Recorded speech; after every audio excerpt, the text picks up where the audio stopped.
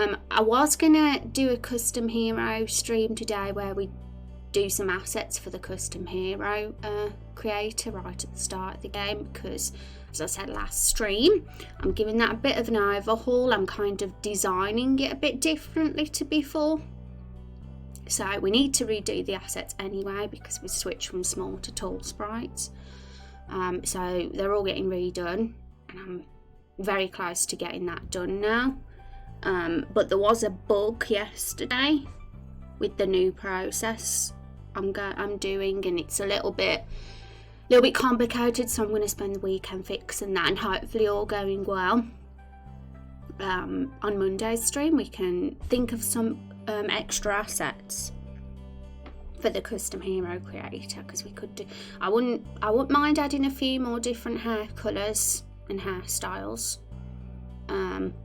and even skin complexions as well, for some variety, because before we couldn't do that because RPG Maker, the way it works by default, is really difficult when it comes to customizing characters, because you have to do a sprite for every single one, and those assets really build up, and it's hard work if you're going to have too much variation by default. And I'm kind of trying to find a method that layers the hairstyles and the clothing on top of like a body, which is like called composite sprites, that's what it's called, and the hero can dynamically be altered, and it would mean less assets would be needed, and it would just be easier work for me to add a few like extra options. I wouldn't want to get carried away though. That doesn't mean I'm going to have bazillions of options. I still think it's best to not get carried away and still stay minimal at this point in time, because otherwise I could find that I've still put too much on myself, because I'm hoping to be quite ambitious if this dynamic hero creator gets pulled off, with like having different expressions for the hero in regards to what their morals are, be reflected on their face, like a bit like how the first Fable did it. I kind of think that's pretty cool. But of course we can't do that with the way things currently are with the default way, because it's too much work. I'm talking thousands of hero sprites, and it would be ridiculous. But with the new way, with the way I'm hoping will be possible if I fix this bug, it's probably quite possible to do that without it being too overwhelming, because all the eyes and the eyebrows and mouth will be on a separate layer to the rest of the hero, which means it's more dynamic and easily changeable.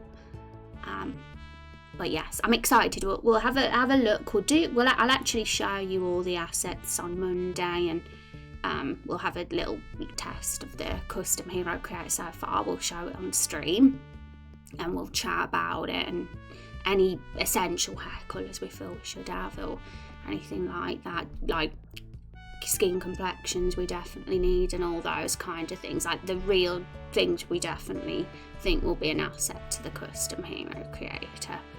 And because the new one is going to be better than the current one that was up on YouTube recently. I actually took that off YouTube because it's very outdated now, and we're going to have a better one, so I'm looking forward to finally getting that done. Might have been a North American thing, maybe it was. Yeah, you guys over the pond had all the cool things that we probably didn't have, but we probably had some cool things as well. Been trying to write law stuff too. It's hard, yeah. The writing side I think is my favourite part, and anything that's like the traditional like creative stuff I tend to really enjoy, like doing the scenes, doing character development and characterization and all that sort of thing, but and writing, plotting the arc. But yeah, it's the code for me that boggles my mind. And yeah, when I come across a bug, I'm like, oh no, am I ever going to fix this? Because I can't code, damn it. But in the end I always do, because I never give up. I'm very stubborn. Even if it takes me days to do it, my being stubborn in the end gets you doing it, even if you're not the best. I always build an environment and then try to write a background for it after, probably do it backwards. Yeah, and there's no right or wrong. Whatever, however you feel you should do it. Some people, when it comes to writing, design the whole world first and then start in the small little intricate details, whereas some start small first and then do the world. We're kind of focusing on the small first, because episode 1 is just like very contained, like a small area of the whole world. So we kind of like are focusing on what episode 1's going to have in it, rather than think of the series as a whole. One, because it's less overwhelming, so that helps to stop getting overwhelmed, but also so we can stay on target as well, and what we need to do. But sometimes we do think of the big picture as well. Like, I had a stream a few weeks ago where we actually did a rough design of a world map. We needed to do it because I wanted to kind of see the scope and the bigger picture, and kind of get an episode plan out of how many episodes we'd need and what parts of the world would be in what episode. Being stubborn is a super skill. Sometimes it's a good skill to have. Otherwise you'll give up on things, or you won't stick to what you want. So I think it's good. Back to work for a little. I'll be lurking, hopefully back in a bit. Take care. I hope work goes nicely. And it's Friday, so at least the weekend's coming.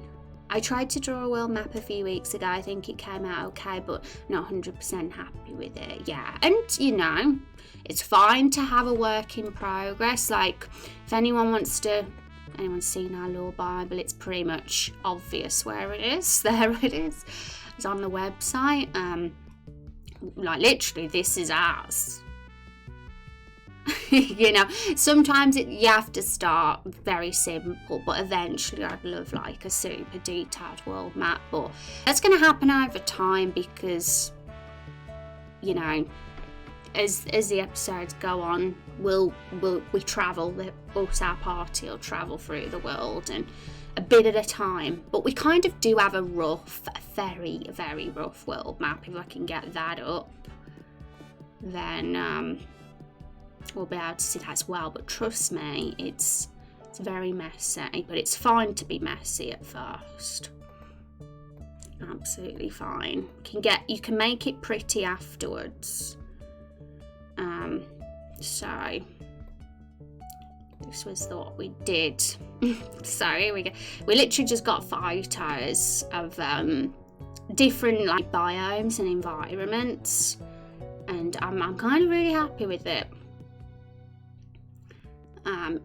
It's very scenic, picturesque on the east side of the world, and it starts getting grittier and harsher the more east you go. But to the north, it's very mysterious. So we start here. Episode 1's in Everbloom Forest, so we're at the southeast, and over time we're going to travel from from west to east and eventually north, because this is definitely end game vibes. So this is like early game, mid game, mid-end game, and end game. So it's very rough at the moment, but it's good to have that, like, even if it's very rough, a rough outline, it's good to kind of have an idea rather than be completely blank about what's ahead, because now we know that there's probably going to be 6 episodes, and I think that's a nice number. Episode 1's very contained in the one area, but as we go on, there'll be more areas per episode. But it's still the setting and the themes are still very linked. Like for episode 3, for example, it's all very snowy, cold kind of vibes. And then for episode 4, it's very deserty. So, even though like there's a few areas planned. They all are very connected still. So yeah, fun, exciting, super fun.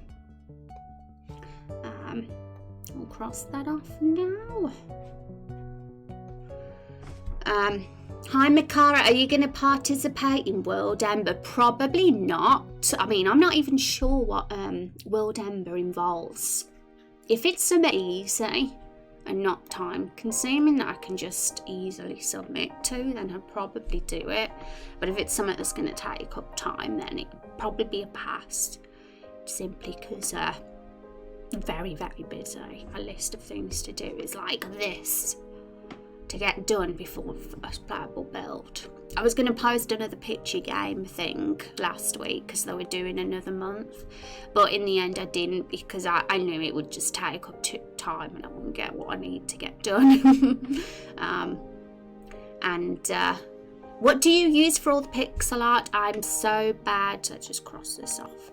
I'm so bad at doing 2D art. I only really do 3D stuff. I've tried 2D, but it's too hard for me. Well, I think when it comes to things like art, I think practice helps, but also knowing what you're good at is fine, and it's fine not to be good at everything. I'm not even the best at art either.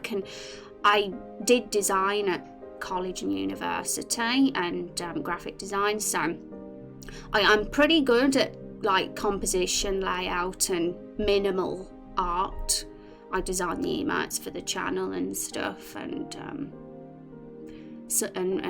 but what I can't do is detailed digital character art. So even though I did all the barrel assets, my original characters that I created on stream. I think it was stream 120 something. We designed all of Carol's companions on stream. It was a blast. And I was really happy with them because I did those myself, but I didn't think I would because I'm not really I don't see myself as a pro when it comes to character art, which is why a lot of the assets are not original. Not all of them in this game. I kind of just Frankenstein things together and to try and make it original, I guess. And I think you kind of just have to do whatever you can. But it's not like you need something super breathtaking for art. If you look at other games out there like Undertale, for example, it's very, very simple, but yeah, it's like an astonishing game and did very well. So sometimes you just got to get your style as well. Sometimes a minimal style that you can pull off and works well. And yeah, it's 10k words in total in new published articles in December. Oh, so you mean 10k for what's on the Lore Bibles, the World Anvil stuff? I don't even know if I've probably not got anywhere close to 10k words. I don't know. Our Lore Bibles are still pretty empty. But over time, there'll be lots to read in here over time. I do pitch a game to, oh, do you, Timmy? That's awesome. Yeah, I've done it. I've done it once or twice, I think. And yeah, I think it's a pretty cool thing. Hi Storm, how you doing? Welcome back to the stream. Hope you're doing well. Happy Friday. Have you found picture game not quite as good for discoverability as it used to be? I found that. I was thinking maybe because there are way more pictures now and harder to get noticed. I think discoverability is always difficult, no matter what in these times. The internet, it's very hard to be a creative person nowadays, and I personally find discoverability extremely tough. It's probably the hardest part for me. I said the code is, but actually discoverability probably is even more, because sometimes no matter how hard you try, it still doesn't work. Yeah, it's a tough one, and that's just how it is. Sometimes it just requires luck. And she looms all over all the believers of the ancient gods of the depths, and you have potential and have been chosen. Who's been chosen? Kung. I mean, sometimes, like I say, it's luck with discoverability, but some say that, you know, it's just being a pro at marketing. But I don't know what the rules are. I'm curious if anyone knows all the secrets of marketing and discoverability. Tell me, please, because be cool. I quite like that. I don't really think Twitch is the best for discoverability either in this day and age. Either. I think it could be better for people like me to get noticed on this platform. I think they need more emphasis on creative streams.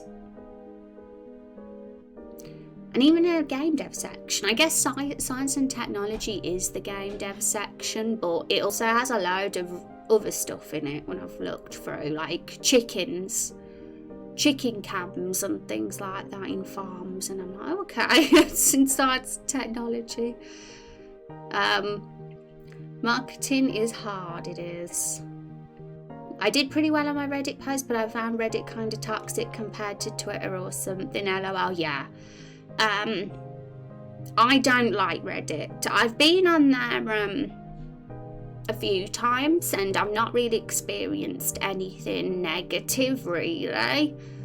But I know what you mean. The vibe there isn't good, and if I was to post on there, I'd always get paranoid. Because I feel like there's a bunch of assholes on that website most of the time. But sometimes it's like a, you know, it's like a dice roll. Sometimes it can work very well on Reddit. Sometimes it can. Yeah, it can. Twitter's a weird one. I feel like nobody pays attention on Twitter. It's like almost talking into a void a lot of the time. But at the same time, that's the one I use. I don't know why, it just is. Instagram's another I could use. In fact, I think Instagram's probably better than Twitter for people noticing, but I just don't have the time to put energy in all these platforms. It can be very time consuming. Hi Rod, how you doing? Doing anything fun? Bug fixing. That's my life.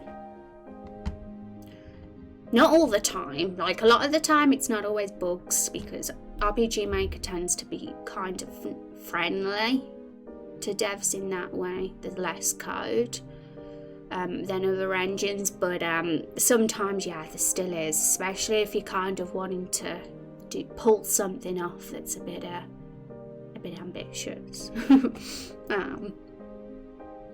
And how are you though, Rod? Are you doing anything fun? Rose will be the next in line to accept the voices of old. I'm a Redditor and own a community, but it can, yeah, if your community is about a controversial topic, guess, but I'm not ready. But as part of our RPG Maker credits, I can say they are timid and nice. Yeah, that's good. I mean, I'm very skeptical of people in general. I tend to be very, very selective with who I make friends with and who I like in my community. I just ban people dead easy in this stream. Don't hold back. I'm not the sort of streamer that'll just have someone here, even if they're annoying. I just get rid of someone. So yeah, I'm very selective, but I have to be because I get annoyed easily by people. People annoy me too much. So I'm not, it can be a bit out of my comfort zone to go on the social medias and that, because communicating with people isn't always my forte. I'm a big introvert. I just like being a geek behind closed doors in a dark room. But that's why I think Twitch is good for me as well in streaming, because it kind of has got me out of being that in a way, having my own stream.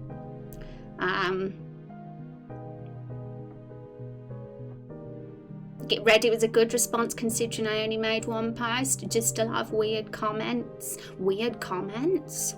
How dare they? You're going to be going, but I wanted to make sure you're alright as usual. Yeah, take care, Rod. I hope you have lots of fun on the weekend, more than me. Talk on Sunday. Yeah, take care. Finally, a brand new follower for the Old God of the Depths. Storm Raven's getting very, he's practicing getting into the voice of being a lore narrator. But yes, guys, so today, one thing I thought that would be a cool thing to do today, I mean, we're in the middle of putting all the dialogue trees in the Lore Bible, which has been very more time consuming than it should be, simply because I've been very busy doing other things off stream. So I haven't added any extra since the end of last stream, because I've been focusing on doing the rehaul of the custom hero creator, which is going to be an improvement for the better, and I'm very excited about it. And I think Monday's stream we're going to have a look at the custom hero creator in closer detail. I'm going to show it to you guys, because I finally got some underwear on the characters, so they're not nude anymore, which means I won't get banned from Twitch. If I was the president of Twitch, I wouldn't care. I'd be like, have nude art, what's the big deal? What's the big deal? And I need to post one of my stories on Discord. Yeah, put it in the creative work channel, and make a quick run and shop and back. I hope you have. Just get something cool from the shop. Get something yummy. Get a good snack. Underwear, yeah. Because since switching to tall sprites from small to tall, the base I use for them is kind of graphic. There's bum and boobs and stuff. There's no genitals though, they're not there. So, you know, it might be a problem to the prudes that are the Twitch people that run Twitch. So I'm not able to share on stream, but I did add some underwear to them, so I think we're good now. So we can show them on Monday. But for today, because we like doing scene work, I wanted to think, because we're in the middle of not this scene, this one with the barrels, that's it. We're nearly done with it. But I wanted to kind of think about their tone of voice and unique expressions and phrases each of them are used. We've already started that for Carol, so let's get that up. But for the other barrels, because I've started doing this thing on Twitter recently. Let's get Twitter up. This just shows how much of a geek I am, how much of a nerd I am. But I've been role playing as the characters on tweets. And it's fun, but I'll tell you what, it's pretty challenging, because you gotta get into their voice, be consistent, show our personality off, and that. It's fun though, because it's getting me practicing for that character and the way they speak, so it's going to be a lot easier to get to know them if I start practicing things like that. Hi Sorter, how you doing? Oh my gosh, you hit the 1k. Let's have some hype in chat. Only Kinda Sorter has just hit a very special amount of raindrops in this channel. Oh my god, Raider, you've got loads. You're gonna be a Leviathan at this rate. I only just hit Leviathan the other day. No, I'm the streamer. Halfway to a maelstrom now. Okay, so we'll move. We'll make a new page for this.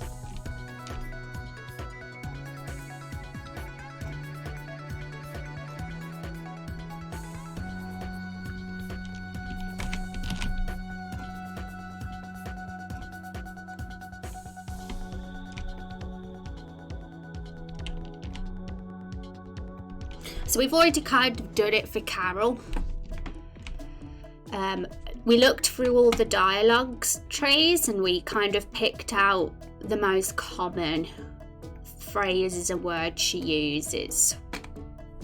And I've got here a questionnaire as well.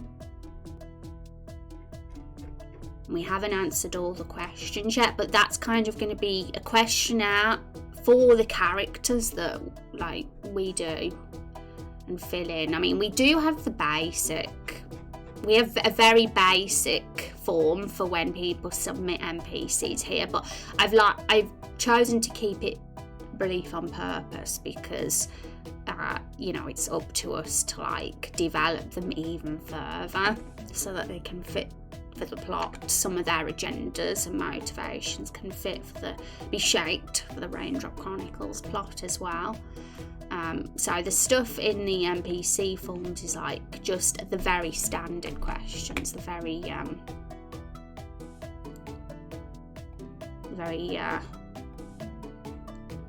basic ones, but this goes into it deeper potentially, but we won't do that today. But it'll be good to like do that for the more key NPCs over time. This box here is for the more minor NPCs.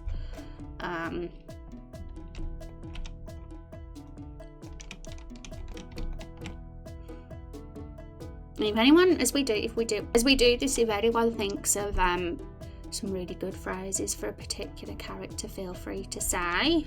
In fact, I'm going to put another box up here that like describes their personality a bit.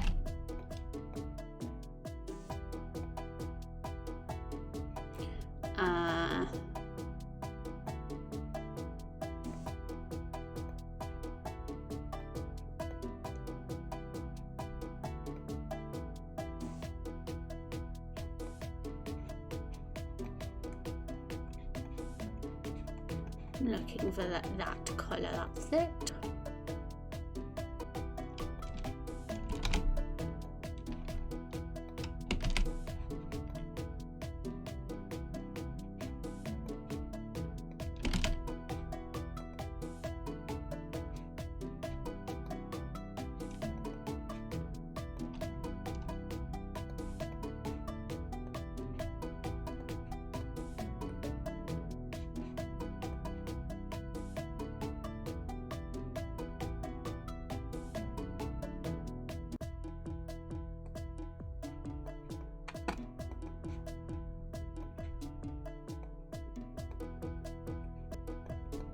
Oh yeah, did anyone here celebrate Thanksgiving yesterday? Obviously I didn't because I'm from across the pond and I know a few of you here are as well. I hope you had a good one, those that did though. My goal is 10k, that's awesome. You grind those raindrops, Rady. I mean, this is the top 10 in the stream at the moment, folks. In case anyone's curious who has the most raindrops in this channel of all time, that's it. Now, a lot of these awesome people here on that list are no longer active in stream because of life and jobs and work and all those fun things and time zones. So there's a chance you could, take the spot from them. You know? Never see Tetsu Rosie's pro lurker. Always lurking, but not so much a chatter, which is absolutely fine because some people prefer to lurk.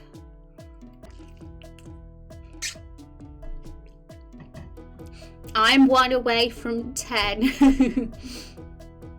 Kung has 3k raindrops now. Gosh, you guys are gonna... Van and Kung are pretty close. I think you two are going to be fine for that 10th spot looking at this. Canadian Thanksgiving was in October, but I knew American Thanksgiving was yesterday. And you had a huge feast. Oh, that sounds fun. I'm jealous. But yes, lots of raindrops there. Asriel's snuck in there, I noticed as well. Kung is sneaking up behind me. Also, good morning, Van. I forgot if I said that. I forgot if I actually said hi when you walked in. So what we're doing today, I mean, we are going to carry on filling in the rest of the scene dialogue trees for main quest 2, because it's boring and easy to do. It's not hard work. I was going to do the custom hero stuff on stream with you today and kind of show you what we've got and what like the plans are, but because I came across a bug last night, it's halted me a bit, and I'm going to fix it over the weekend. I think it could be easily fixable, but it could also be one of them things that take an entire day to do, so who knows how it'd go. But I'd say by Monday I'll have fixed it, fingers crossed, and we'll have a custom hero like showing then. But for today, I thought that one thing we could do is like think of the common sort of phrases that the barrel crew use, because it's going to also make it way easier for me to do those tweets I've been doing on Twitter, right? So like, because every time it's a new character, and that it's super fun to do this, but it can be a challenge sometimes.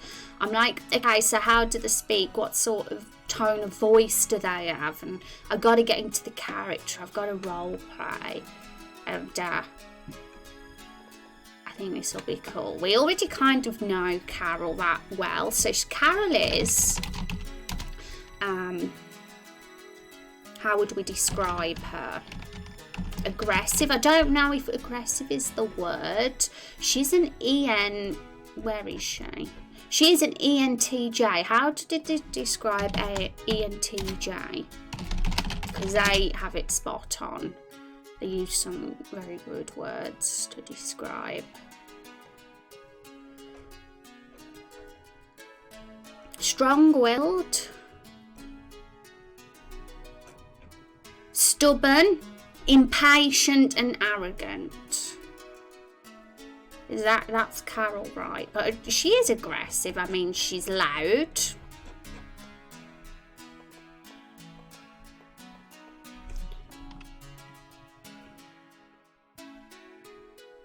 I don't even think half these people have characters. Was that before the character sheets?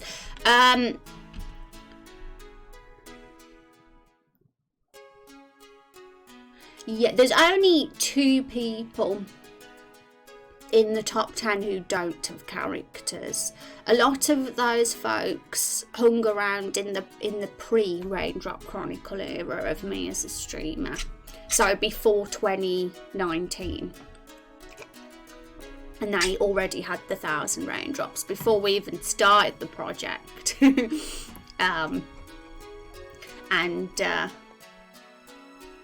Black Friday mayhem ensues. Is anyone getting anything nice for Black Friday? I always go overboard on games during Black Friday. Yeah, there's a Steam sale at the moment.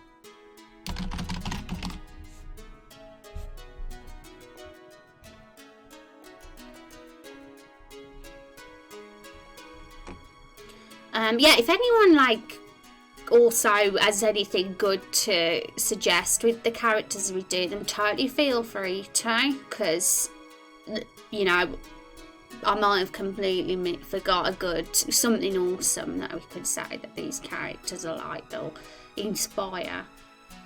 So as we can see with Carol, she gets impatient, she's short-tempered, we say that.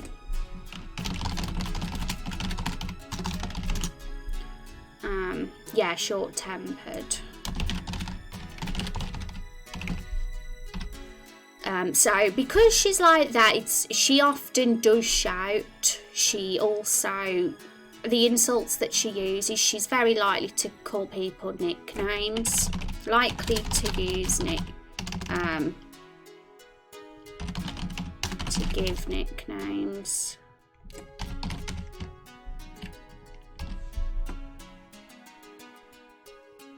Blunt, and very blunt with the insults too. Like, she's not a poet, she's not detailed and elaborate and all that. She's just very straightforward and to the point. So yeah,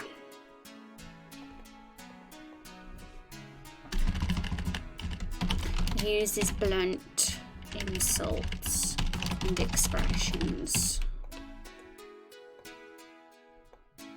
So this is going to be somewhat like a little sheet that I'm going to keep so I can look at and be reminded what the characters are like. Because when you're doing like a story that is going to eventually have a bazillion characters in it, it's very easy to kind of forget, or especially if it's been a while since you've wrote dialogue, forget that character's like way of speaking and tone of voice. So this is probably the most effective way to stay in character and be consistent and not kind of accidentally speak as Woody instead of Carol, and give them a very distinct tone of voice from each other. So I'm probably gonna like make a massive sheet so every character can eventually have this, but of course we're starting with the Barrel Gang.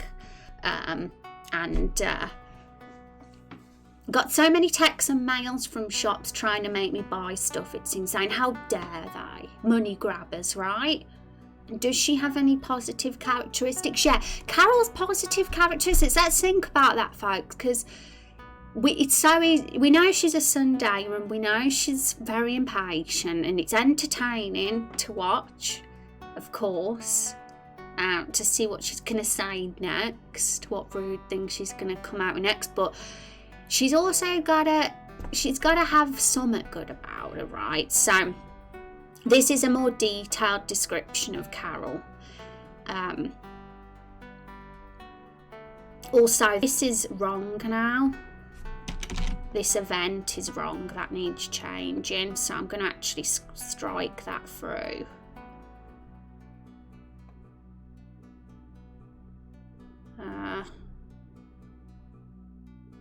There it is. That was just a very early draft of what Carol's past was, my idea. But since we had that Halloween stream where we submitted ideas, I felt that Kung and Xavier's idea, with it being her actual parents that got her, and that's kind of what's made her the way she is. I think that's even more powerful. So I mean, not that wouldn't have happened.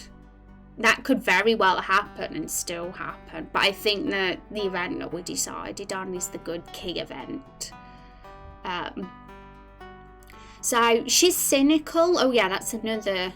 But she's open and she's a realist. Because I kind of looked at the Orphan archetype for Karen. It's like the Jungian archetype. It's like this sort of like tool to kind of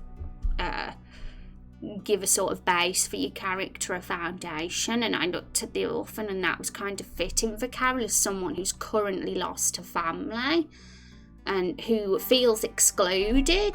That's why she kind of feels like she doesn't belong, but wants that belonging in the world. And she actually does want love, belonging, acceptance and connection, but she is so cynical that she doesn't believe she can have it. So, you know, So really, she's soft deep down. I mean, if we look at her Lore Bible profile as well, we'll probably get a little bit of a idea, even though it's kind of very basic right now, and eventually it'll get filled up more.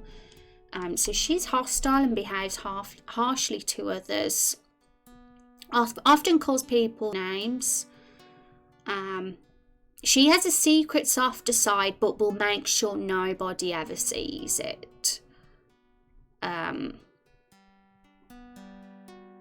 So maybe that's something, one of her best traits, the fact she's very, very loving deep down, but she would never just show it. She's too traumatized and too distrustful to show it, but eventually, you know, if you manage to romance Carol enough, many episodes down the line, she might eventually show you that side of her. She's clearly direct, so yeah, we should say there's more to definitely fill in here. So cynical, I say hostile's definitely one as well. We need to make this box way bigger.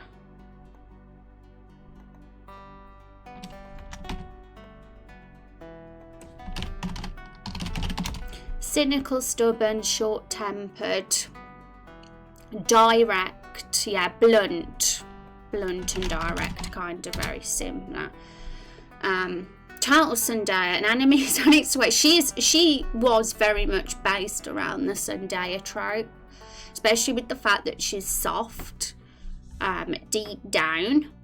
I think the only difference is, like, sometimes with the Zendaya trope, they go from hostile to soft very quickly, but with Carol, it's not going to happen that fast, or she very much will keep that side for a secret for probably most of early game. And it might come out, but the second it does, she will say somewhat horrible or mean again to completely.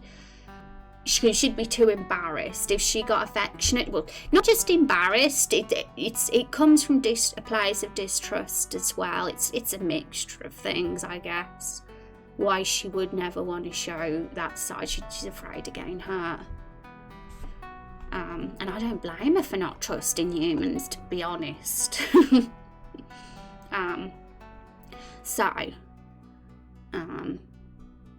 Dialogue often includes exclamation marks, likely to give nicknames. We'll say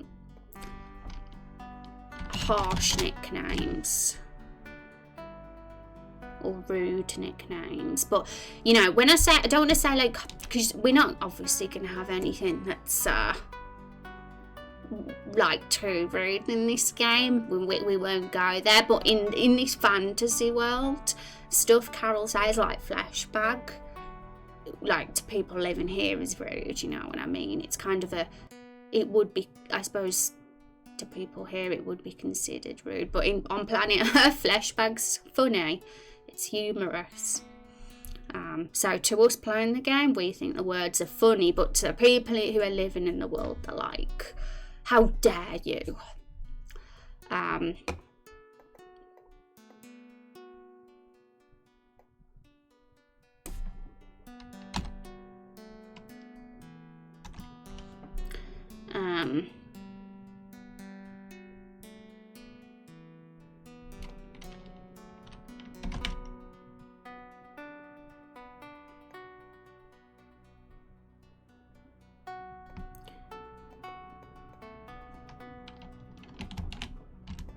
Okay, so I think that's really it. We've got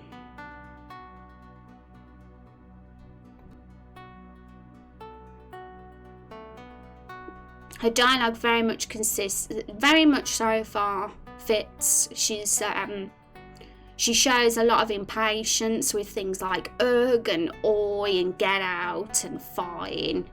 Those definitely reek of impatience. And being short-tempered. So I think we're all good, and we should move on to the next barrel now. So let's get Meryl's avatar out.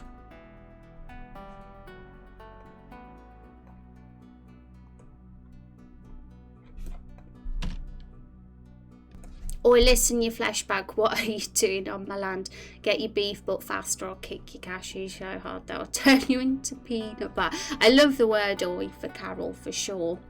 I mean, I don't know if she'd use the yeah thing's interesting. I think she'd say you as Y-O-U. But I'd love to consider what characters would use yeah. Because some would, I'm sure. And I think that's the fun thing about things like tone of voice, because you can bring those differences in. Like characters that do say yeah, they're probably going to say that and not you ever, you know. They'll always be consistent with that speech. Okay, so where's Meryl's avatar? Where's it hiding? I've got a folder here with Law Bible stuff.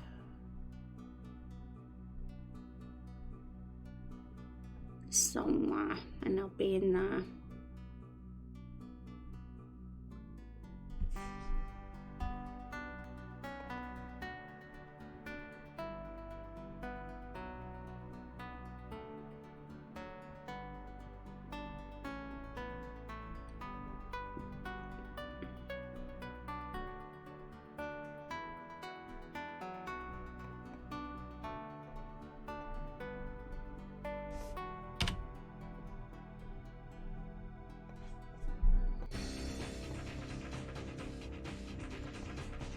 Meryl time.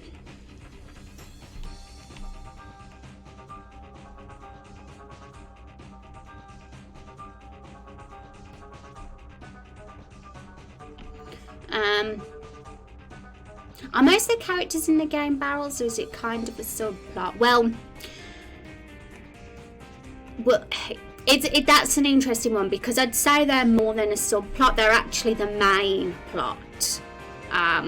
Like everything is shaped around them, the entire premise, and the quest is kind of very much the focus of the barrels. Like Carol's wanting to find her family, and that's kind of the whole MacGuffin and plot driven thing in the game. And so they're very, very heavily the focus, and they're kind of them, as someone said last stream, they're basically the mascot of the game, almost. And so, you know, no matter what, these are the key characters and the ones that are shot. I think they're just too special to put on the back seat and have as a background element. So yes.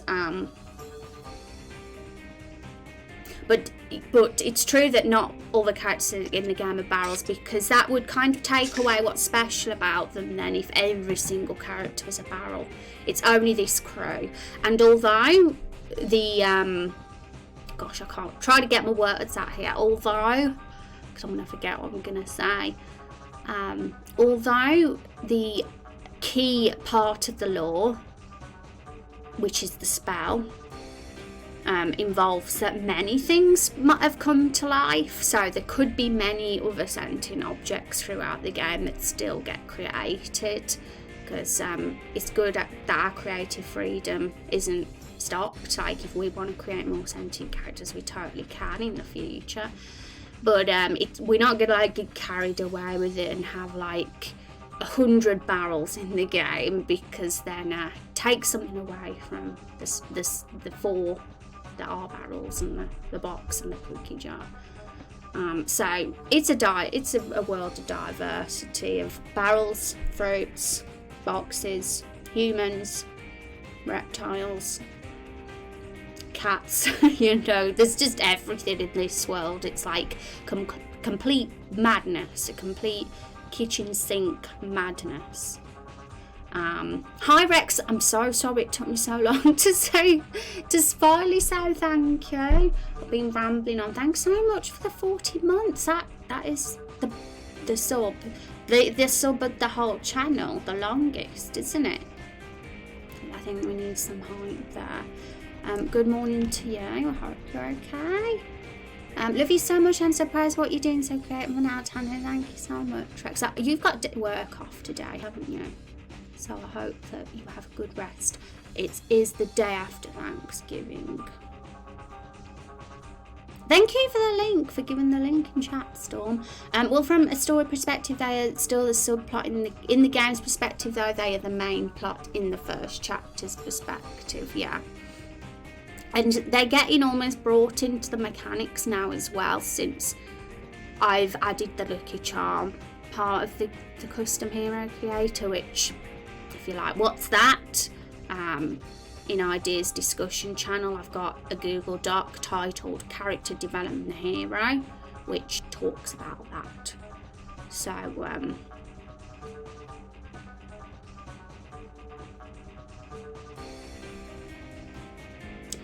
yes. Now, there's reasons, but the sticker that belongs to Woody might get cut, and we might just have the 4, but that's a question mark right now. It might still be in or it might not. It depends on a few things, because I'm currently writing a plot skeleton outline, and depending on certain things, we might just have the 4 items that belong to the others. But we'll see, because, I don't know, yeah, it's a 50-50 thing. Okay, so... right, where were we? Yes, we are talking about the barrels, and we're kind of coming up with a tone of voice for them, because it's going to be really helpful to be consistent, and especially for me, now I'm role playing as them on Twitter. My goodness me. I'm silly.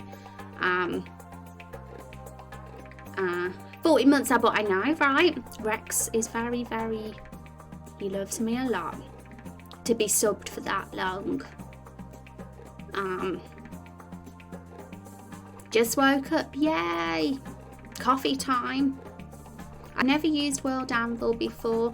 It's really good. Like, if you are a world builder, if you're making a game, you're writing a novel, you're doing a screenplay, or you're a D&D game master or whatever, you should probably look into that, because it's a very a good organised way of having your stuff online,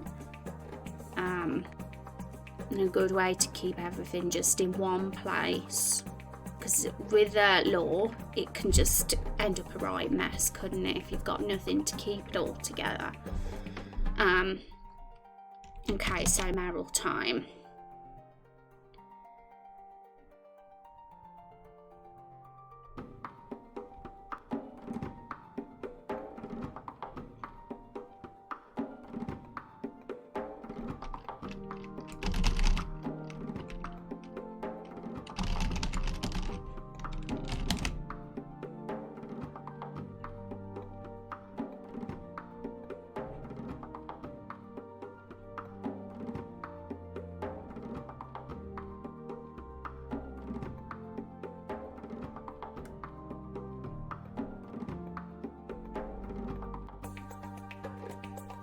But yeah, in regards to the barrels and container, the main container gang of the game, I guess you could say they're to Raindrop Chronicles as Buzz Lightyear and Woody. Was that his name? Or to Toy Story? I've got completely... It is! There's a Woody in Toy Story as well, and in Raindrop Chronicles, so there's more in common with Toy Story than we originally thought.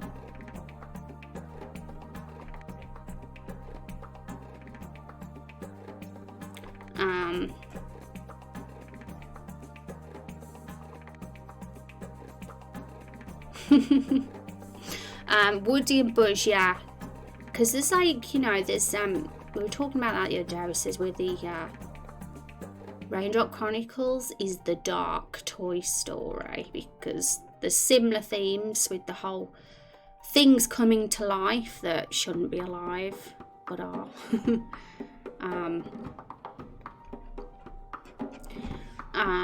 Okay, so just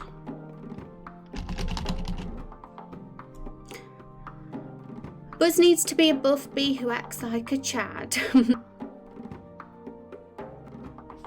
Okay, so Meryl. Now, in the tweets, what did I do for Meryl's tweet? So to remind myself how I made her speak.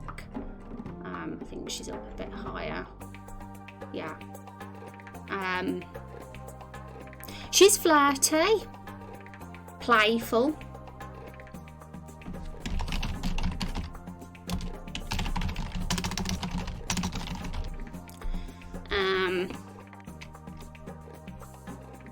Let's remind ourselves how she spoke in the scene with her family.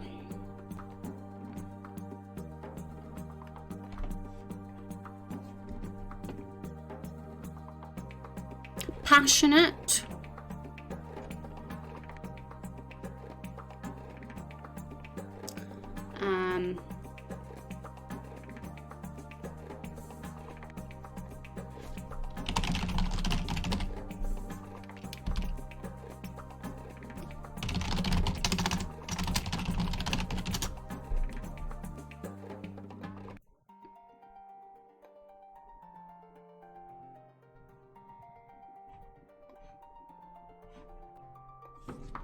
Maybe spirited. I mean, I was thinking she's similar to Carol in the way that she's loud, but in a more positive way than Carol. Like I don't want to say make it have like that negative connotation, the loud, so I'm gonna say she's more spirited, because that kind of sounds like a positive way of saying she's loud.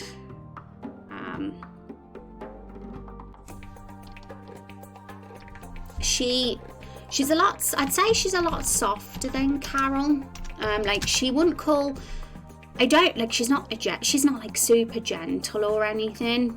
I mean, the way she spoke to Oliver, she's definitely not the most nurturing of people with that story. So I wouldn't describe her as a gentle person, but I think her manner and tone is generally softer than Carol. Like she wouldn't be rude like Carol is to that extent, although she would stand up for herself if necessary, like she does with Elvira. She'll stand up for Axel. She won't be having that. She won't be letting her gran tell her what boy to like.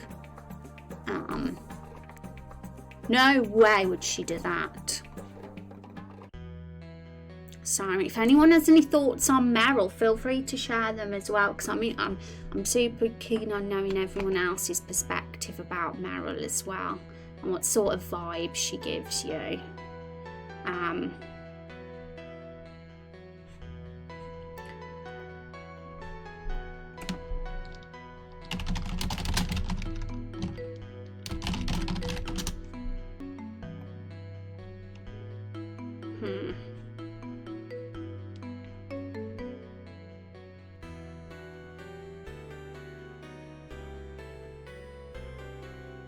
Sensitive.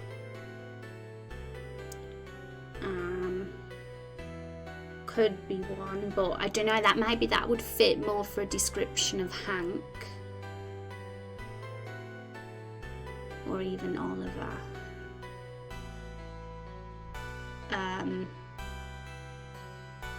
In fact, I think a good positive word for Carol,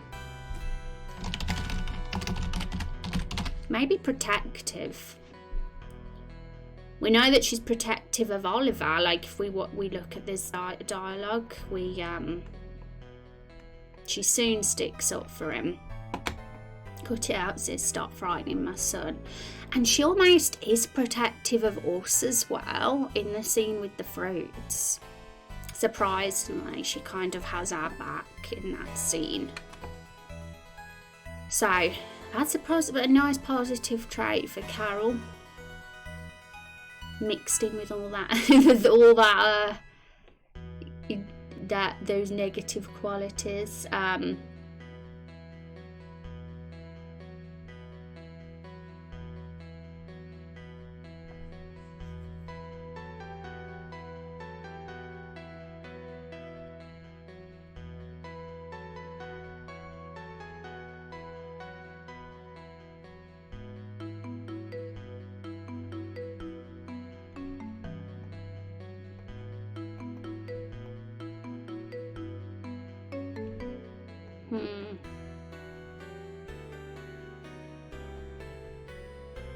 I'm doing a bit of research on the side.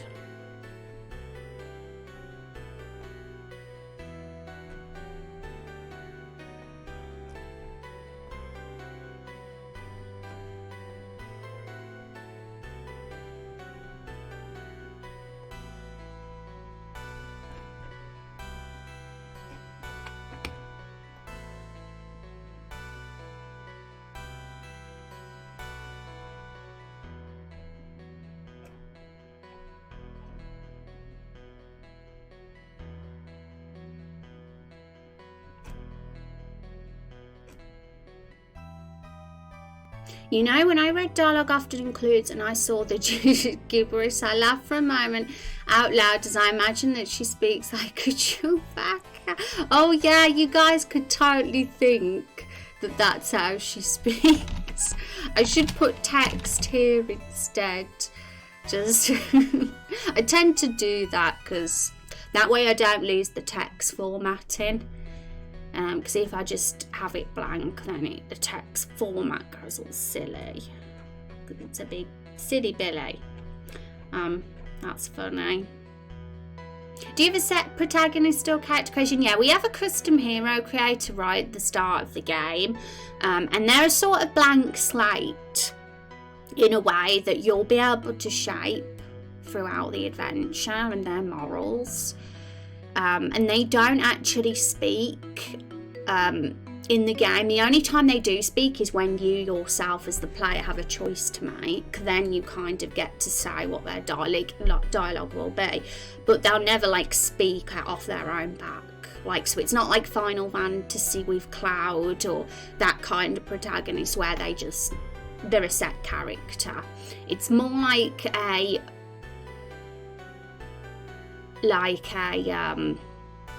the more Western RPG style where you can mould your hero. And so yeah, they're more of the, funny enough, the hero is more of the background, I guess you could say. They're observing the plot, because they're not actually a real character themselves, although they are.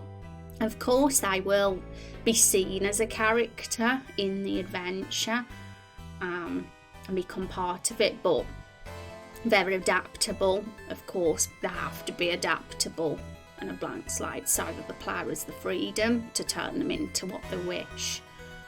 If it's too rigid, and if there's already a preset story there with the hero, then we'd be limited with how the player would be able to shape them. You can choose as a character. Yeah, we did that for jokes. I did my own custom hero back in the day and gave him brown hair and a tanned complexion and a beard, and he looked like Jesus, so I just called him Jesus. Are you building the NPCs with the same modular character system the player uses? How do you mean the same system? Just be a bit more specific there, just so I can answer, so I know I answer your question properly. I'm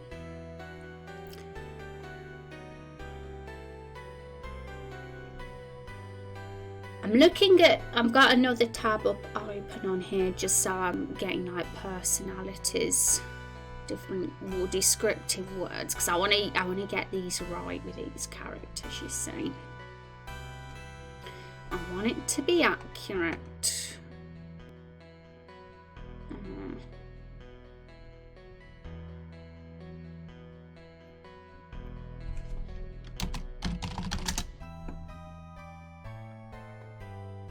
Okay.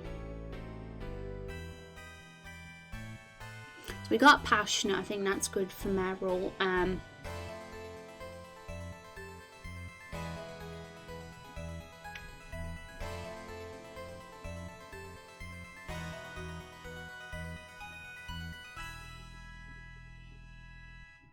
Something, I'm trying to think of a word, like something to do with beauty, but I can't think of something that fits, because obviously beauty does sound a bit weird. I need something that's a better word for that. I'll think of something now.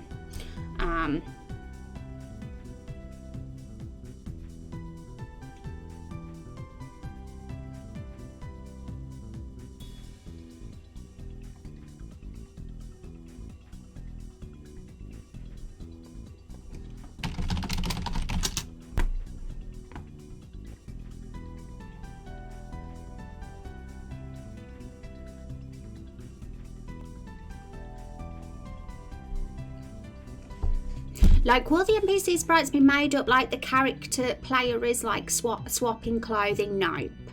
The NPCs are set characters that are living in the world. So the only one that you can sort of mount is your character, the protagonist, the hero. Any NPCs that are living in the world, that's how they are. And although behind the scenes, like, I'll still be shaping them in a similar way. Like, there's a moral system in the works. I still think it's smart to kind of look at that and think how each NPC is in their own morals. So I might even do that with the barrels as well. Where is the moral scale we've got? Let's get it up.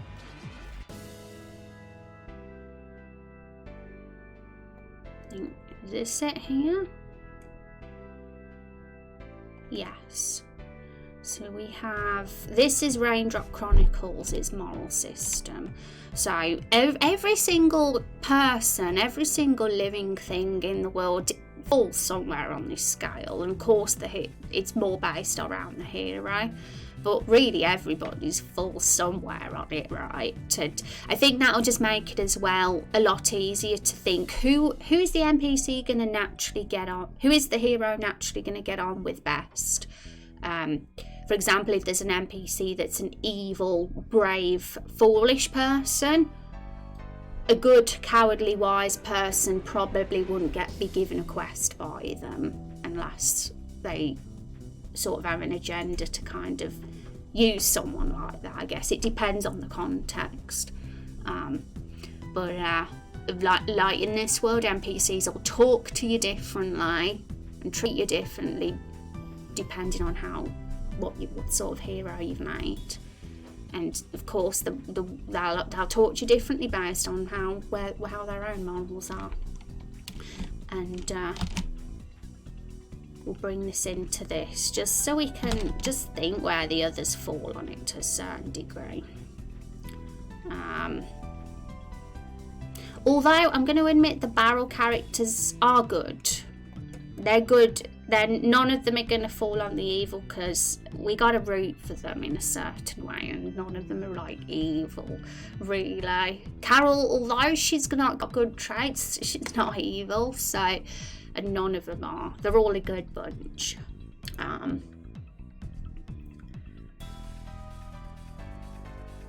Some NPCs will be made by people that watch a stream, and most of them will be already pre-made, yeah. So NPCs won't have different sprites depending on the player, yeah. I guess you just think of it as something like Skyrim. That's the first one that's come in my head. You make your own character at the start of Skyrim, right?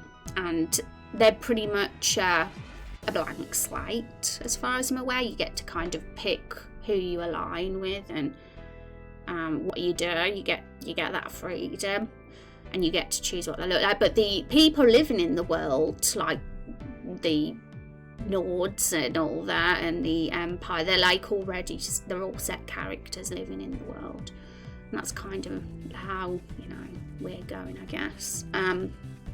Been using a combination of skeletal mesh swapping and morph targets for the player and NPCs, but I have a lot more work to set everything up. I wasn't sure if there was some kind of sprite swapping equivalent with 2D characters. Yeah. So, I mean, it depends on the engine you use, really, and, for RPG Maker, that kind of thing, like, I'm working on it at the moment for custom here, and it's the old way I did it was just very time consuming, but that's the traditional way that RPG Maker handle the sprites, and I'm desperately trying to get a composite sprite system in place where the characters are layered so that it's a bit more flexible and less hard work. Okay, so let me look for that perfect word for Meryl. I'm still trying to find it.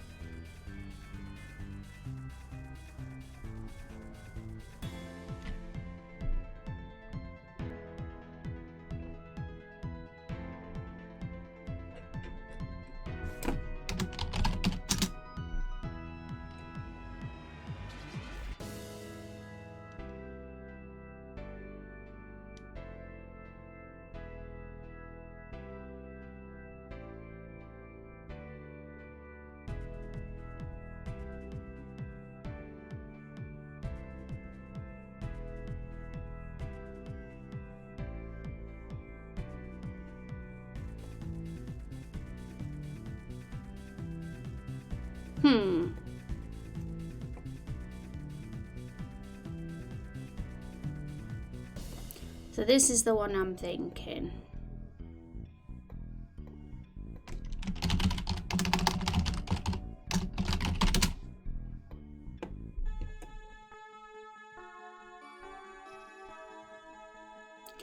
Okay, so maybe those. There probably might be more for Meryl, but those are definitely the key descriptions for her. So, common phrases. What did we have in her tweet?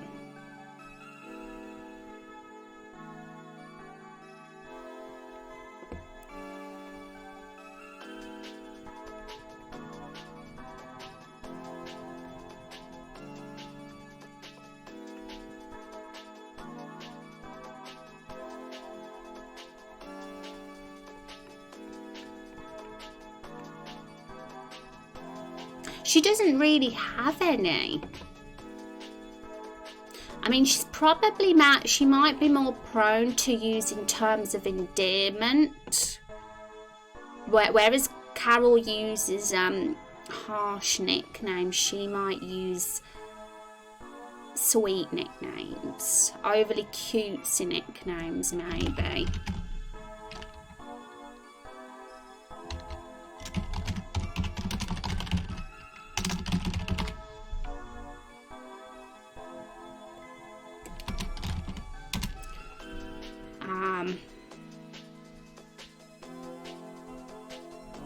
Well, they really are the parallel to each other.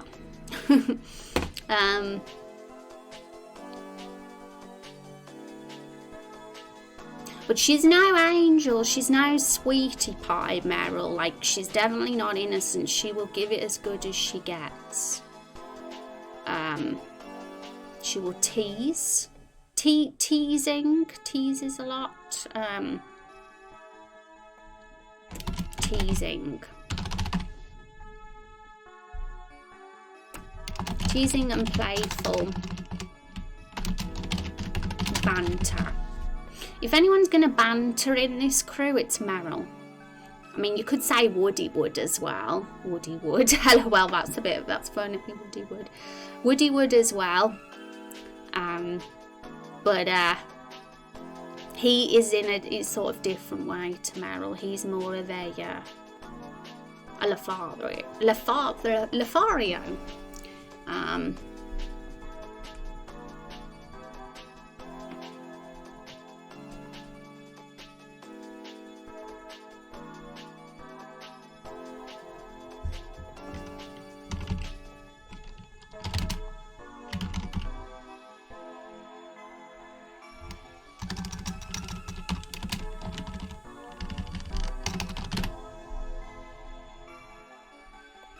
I guess you could say she was teasing a bit there, Oliver.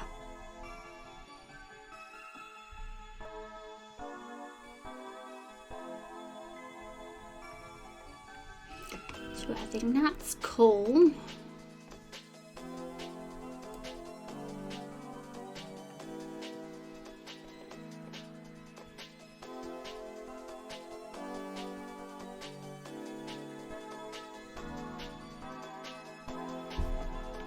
Now, what would she call Axel? What are some good romantic terms of endearment she could say to Axel?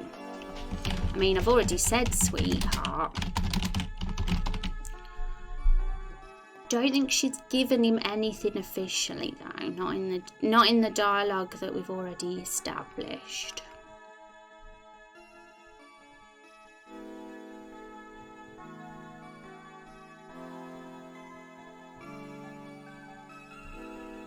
She calls Oliver Ollie.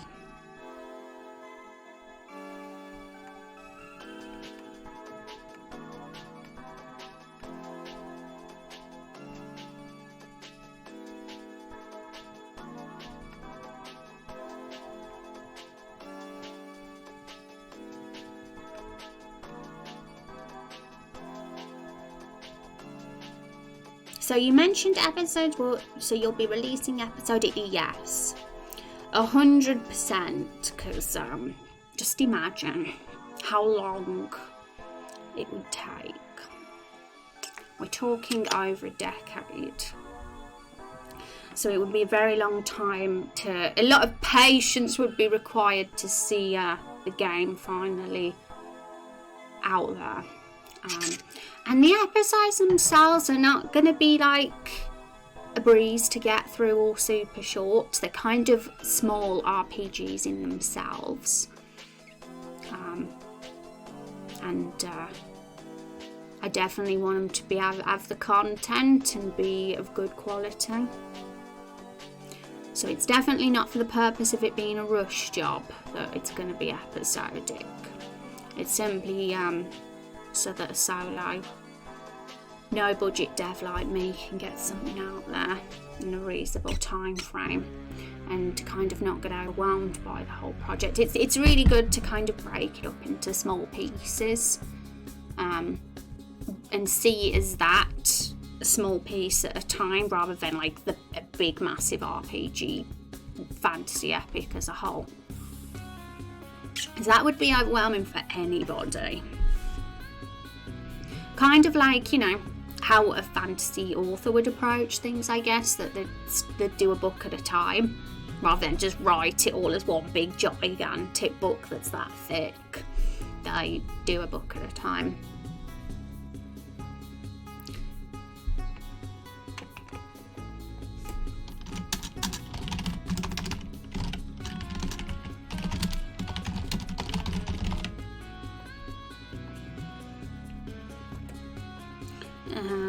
So those are really the only things that come to mind so far. There's no like explanations. Like Carol's very expressive and very shows her mood very clearly. There's no hiding those.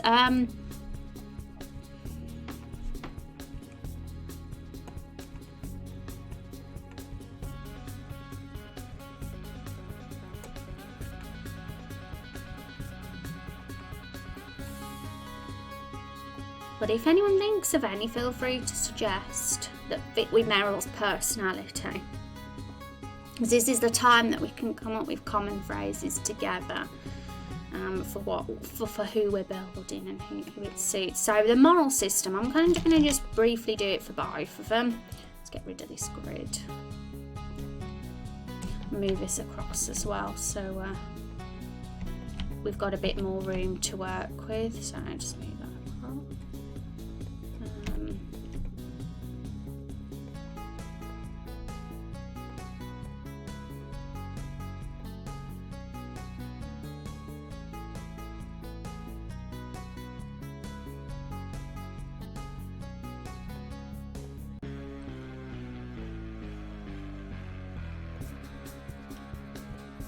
So how are we going to plot them on this scale then?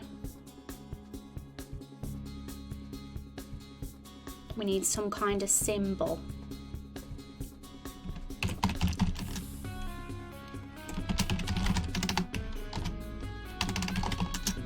OMG LOL, what are you oh my godding that? Ray do?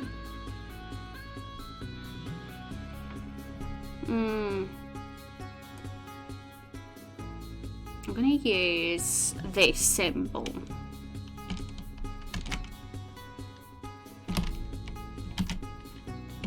Yeah, it wants to be a big. Oh, it's worked. It's been my friend. Sometimes it doesn't work when I start to copy and paste in here. Sometimes it doesn't like it. So, wow, where would Carol fall on the moral system? This is something. This has got my head curious now because I mean, like we said, all the barrels tilt towards the good side, and I think Carol, she's protective, and I think one thing we've also got to realise about Carol, I'm trying to think of good traits here rather than all those negative aggressive traits we've given her. I think she's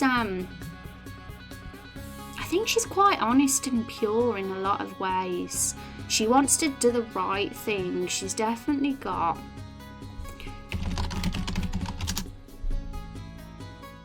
high moral standards, I'd say.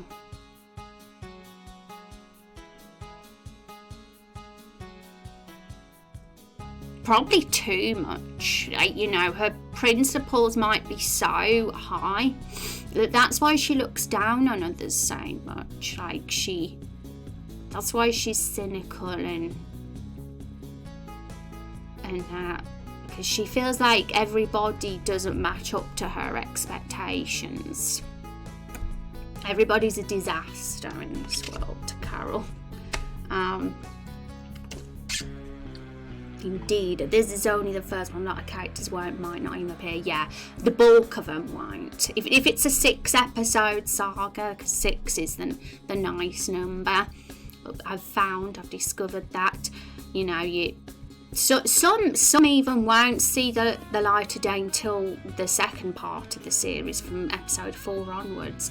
But what I'm intending to do, because obviously the ones that come much later, it's because they just fit for that part of the world that we're not going to for ages. They fit, they belong there clearly. Their character's vibe just fits.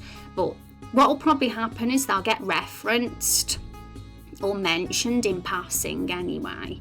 Because I always think it's pretty cool, like when you've got like this, especially a character that's got like a reputation and is very famous or well known, it's very likely that you're going to hear about them in conversation, and you're going to see them on walls and news clippings and all that. They'll be talked about. Certain characters obviously wouldn't have that status. Some will be more humble, so not everybody will be like that, but there's definitely an opportunity to kind of put the limelight on certain characters that we might not see until later. And then I always think it's fun as well when you hear about someone and then you finally meet them and you're like, oh, that's the person, that's them, rather than them be someone you've never heard of before.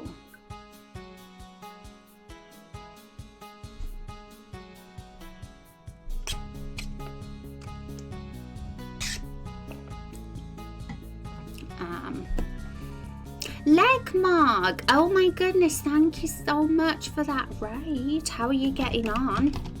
Let's give Legmarg a shout out. You were playing sports? What is this? What sports were you doing, Legmarg? This is a surprise. I must admit, I never expected to give you a shout out and see sports as a thing. What a shocker.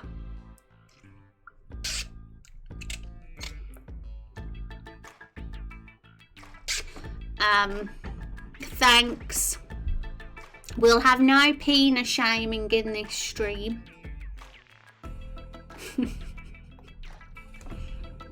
Be proud of the peanut. That's what I was saying. Thank you for your night. How you doing, Yuki, then? I hope you're well. Thanks for stopping by. How was the stream? What did you do? Tell us. I recently got into doing exercise streams. I really? Well, I think that is awesome. You're better than I am. You gotta have some willpower to do that. I started doing it recently and I sort of gave up, but I'm gonna get back into it. I will be proud. Yeah, be proud. Be proud for sure. But it's good to meet you, everyone that came along with Legmarg's stream. What we do here is we make an RPG. I'm the solo developer, and my Twitch chat, my awesome community, help shape it along with me during streams. We chat about it, we get nerdy, and we geek out, and it's fun. It's an episodic fantasy RPG. And Legmarg's a character, aren't you, Legmarg? You're my twin. Well, not biologically, but Legmarg definitely wants to be my twin. That's all I'm going to say.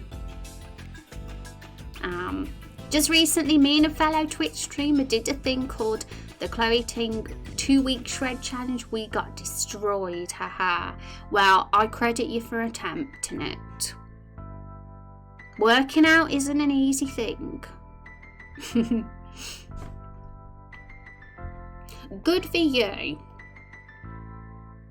But today we're kind of just getting some sort of we're sort of just planning the characters a bit, getting the personality profile up so we can be consistent with the dialogue. And then we're starting off with, of course, the barrels, because I'm kind of obsessed with them and they're like the main characters of the game. So, now, where does Carol the Barrel fall on the moral scale is the question. I'm even stuck at this one.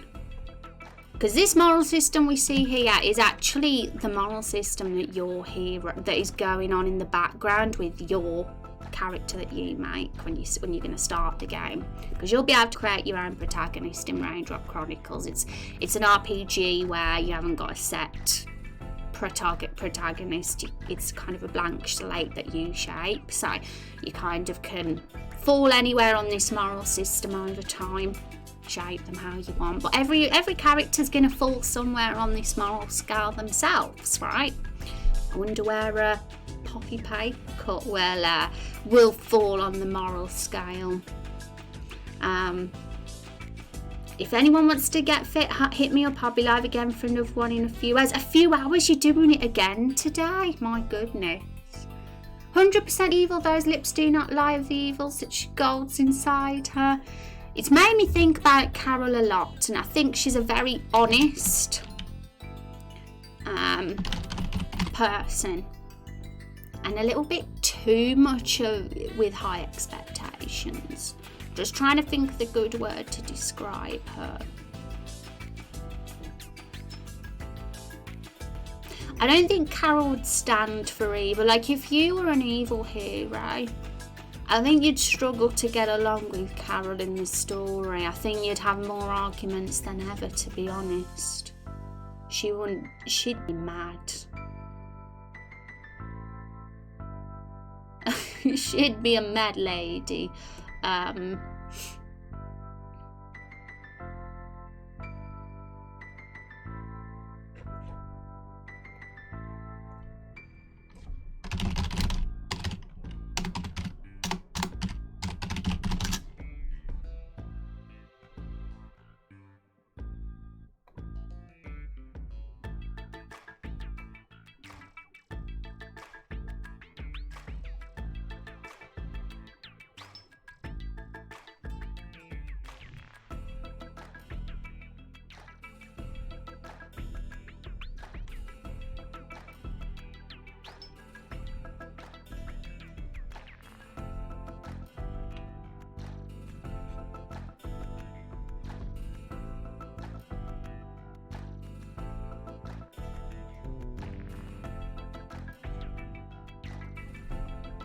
She's very assertive.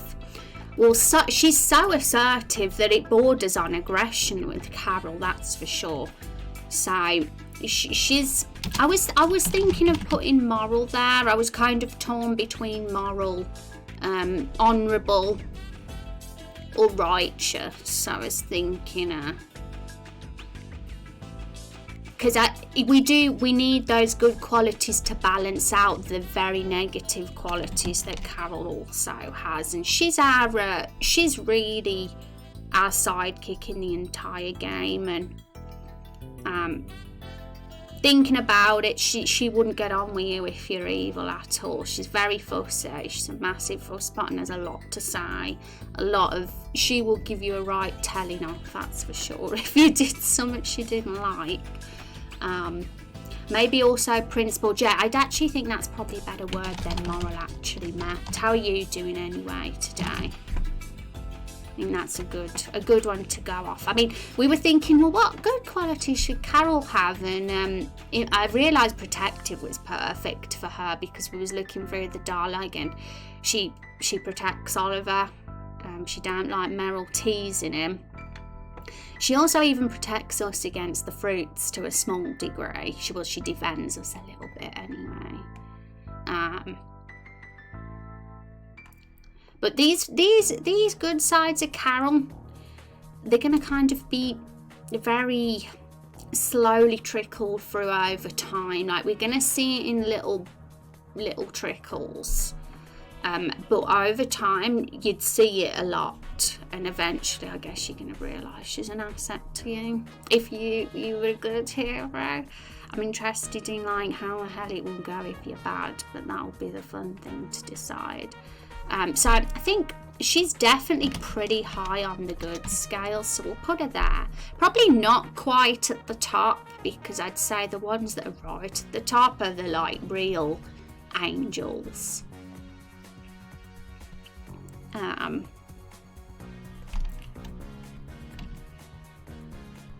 Brave and cowardly, right? That's an interesting thing with Carol, because I think she was pretty brave to offer to be the hero's inventory, if you ask me. That's a brave thing to do when you don't know the person and it's a race you hate and you're very cynical and skeptical of.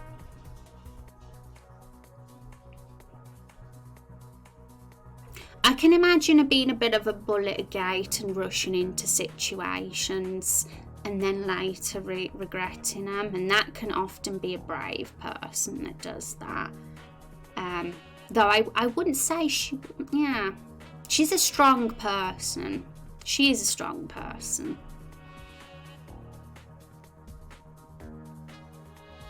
So I think she'd fall pretty high on the brave end of the scale as well.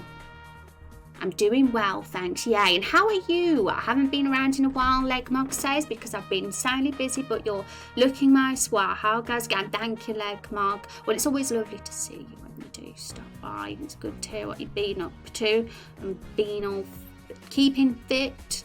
And how goes again? Going decently. Steam page is on the way, folks. Hopefully it will be a Christmas present for us to celebrate, maybe, but we'll see. I'll soon be announcing it, I'll tell you that. Soon be announcing it when it does come out, and I hope that you folks will give it a wish list. That would be awesome.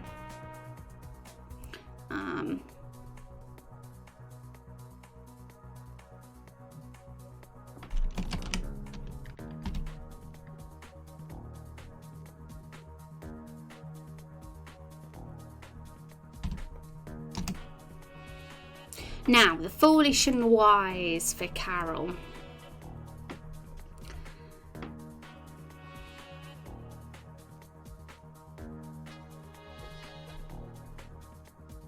I don't know, maybe she's kind of halfway. Like, I could imagine that she could talk some sense from time to time, but she also can be a bit narrow-minded and be a bit of an idiot sometimes. So yeah, that's an interesting one. Day one wish list, yay!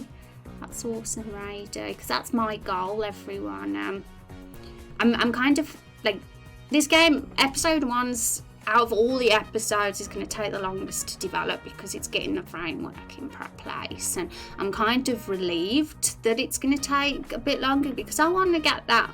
I want to feel confident before I release this game that there's enough there, like enough of a audience for the game to a degree, because I think that'll be really helpful for the game. So only over time can you build that. So we've got plenty of time before release to get that. So fingers crossed. We'll see how the journey goes.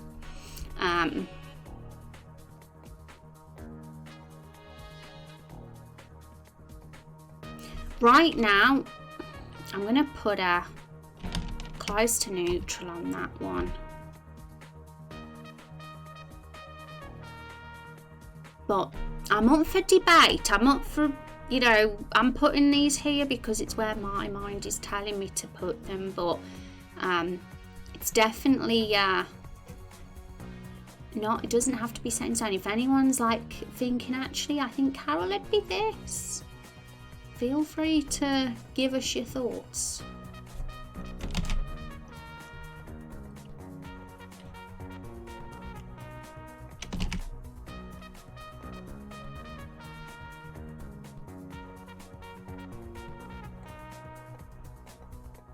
I'm just going to colour them in green, these stars, just so they stand out a touch from the rest of it.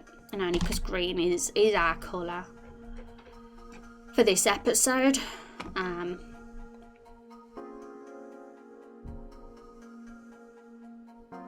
What goes on in that stream? Yeah, I'm curious myself now. Gonna have to look at that VOD leg mug. Okay, so I figured out a rough guide of where Carol had fallen in the moral system, and this is going to be useful to do because especially because the hero's so shapeable, we need to kind of the sort of way that other NPCs will treat you, like if you're also if you're a brave hero and you're shaping your hero that way and a good hero, Carol's going to respect you more than if you were doing the opposite. She's probably going to think you're even more of a waste of space otherwise.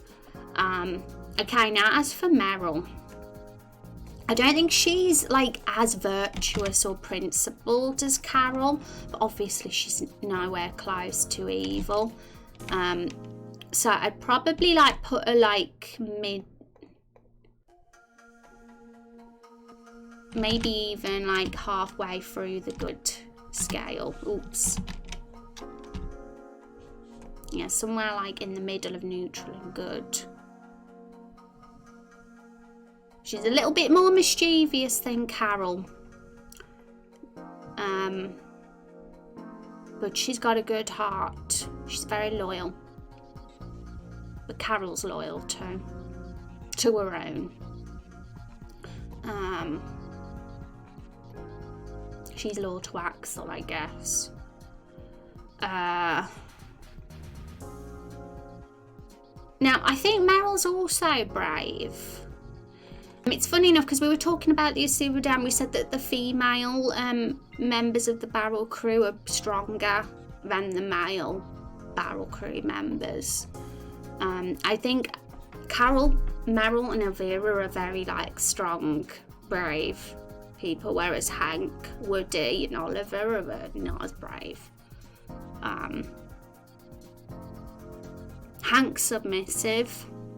Woody's like obviously cowardly, even though he probably puts on all this bravado. He's clearly a coward. And Oliver's just young and innocent and fragile, and he gets a little bit scared. And he needs protecting. So funny enough, Carol's strong, Meryl's strong, and Elvira's got that blooming sass that nothing will shake her, so she's one hell of a brave lady too. So I'm gonna put Meryl there. Probably not quite as brave as Carol maybe, but definitely still brave. Now, she's probably more foolish than Carol.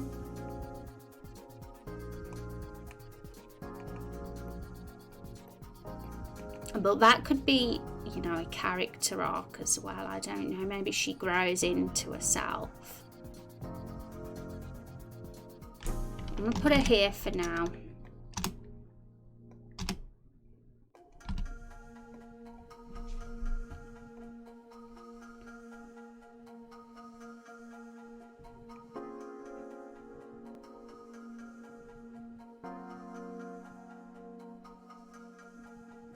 Okay, next character.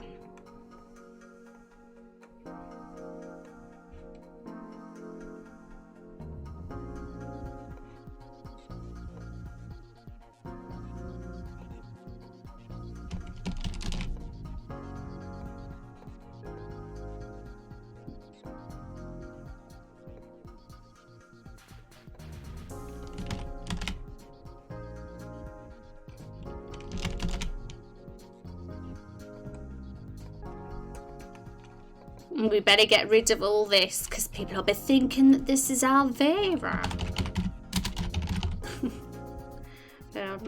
It's very weird seeing Flirty underneath Elvira, I have to say.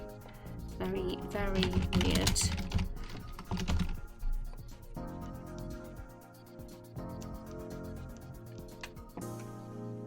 Oh yeah, Van does do exercise as well.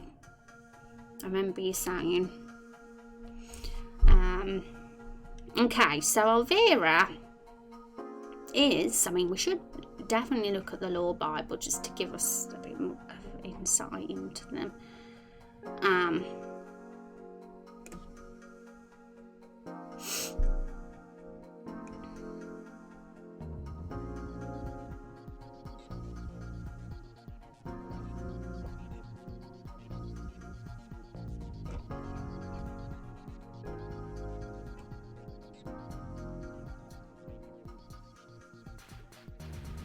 I mean, we've got the first 4 there.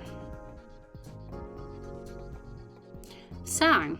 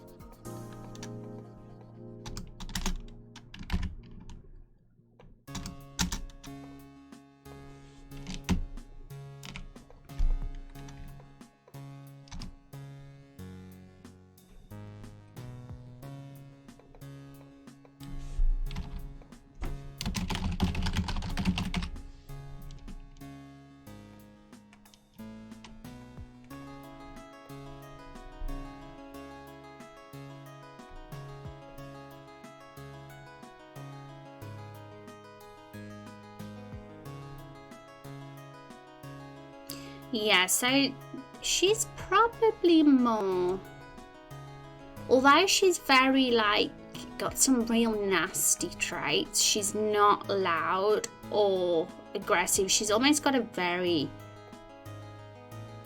calm manner about her as well.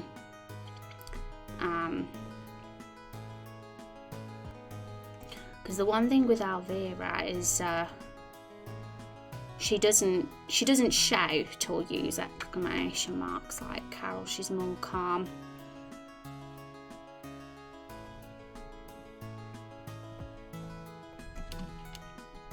I don't know if calm's the word though, because someone who's truly calm wouldn't be so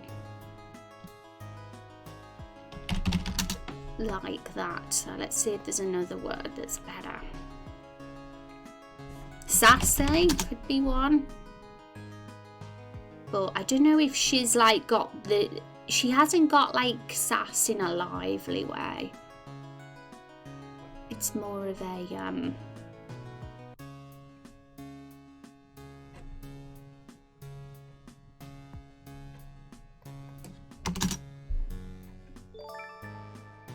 Thank you for that follow, Icon. I appreciate that.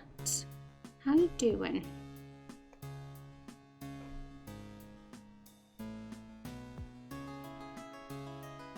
Yeah, I think sass should go there for her.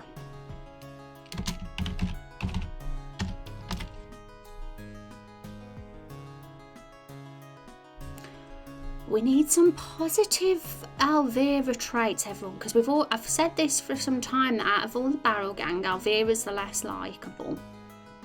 So we need to figure out what is good about her. She has family values. She cares about her family.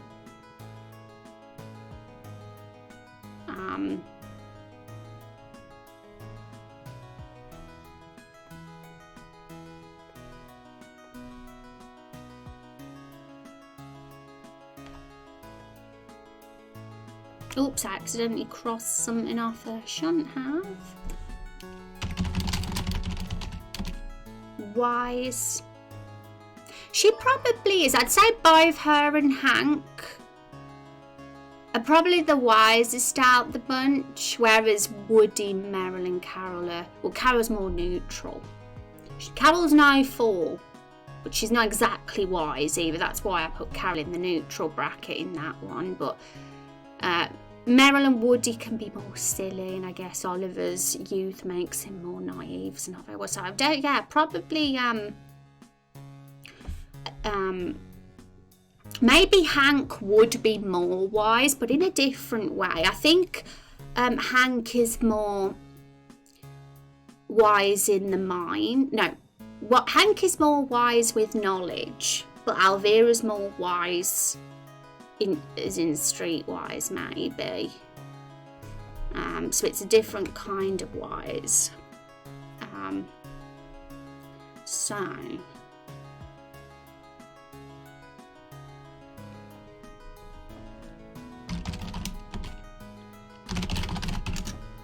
accidentally crossed something off that I shouldn't have, so I'm looking for it again.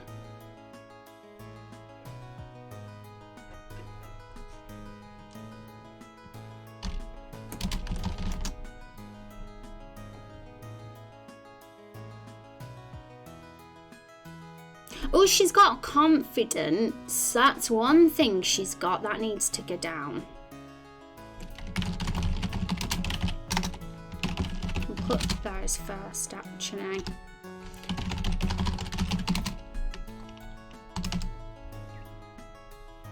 No worries, I'm okay. Just woke up having coffee. How is everyone? Oh, well, good morning to you. Thanks for stopping by the stream first thing. Coffee's yummy. What coffee? I had a latte today and I'm doing good, thank you. And send me the link for your stream. Workout from home, might want to do that. Really like Zumba and weights training. Awesome. Look at you. Look at my chat being all healthy and fit. And here's me, my butt on a chair.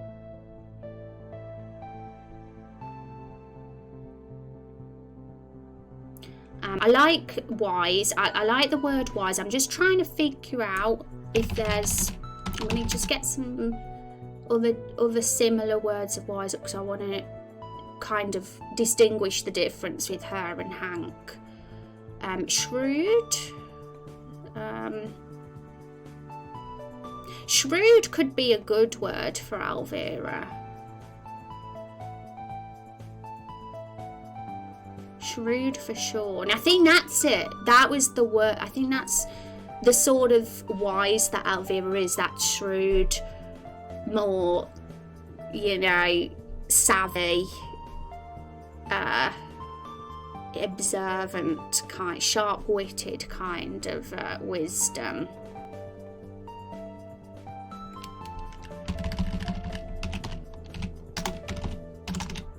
Whereas Hank, his wisdom comes more from knowledge and the book kind of wisdom for Hank.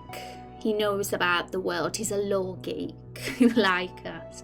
Whereas Alvira's knowledge, it's more about she's a bit more streetwise, I guess. So I think that's good. I think it's good to set her as that one in the gang, the one that should probably be listened to. She kind of fits well as a leader in a way with that, but she wouldn't be the leader because Carol's too pushy. Carol's the leader in her eyes. We should even put bossy here. I was going to put pushy bossy.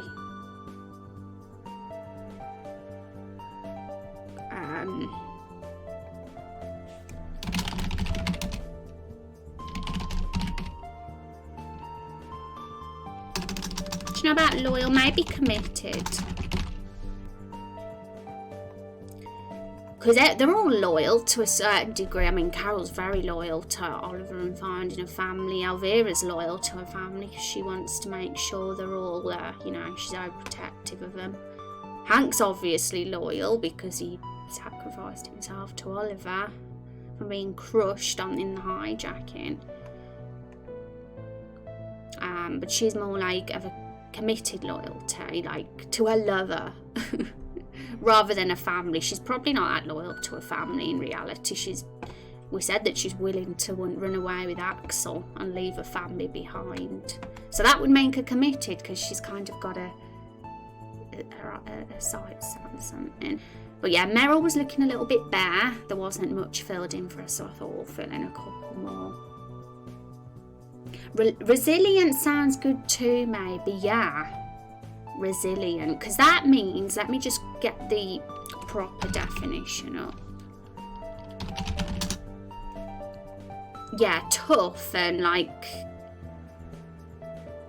for sure. And I think that's actually very good for Elvira, thinking about it, because it makes her the opposite to her hubby Hank as well, because he's very much the opposite of resilient. I mean, he's very vulnerable and sensitive, and also ends up getting a hole in him. So opposites attract there.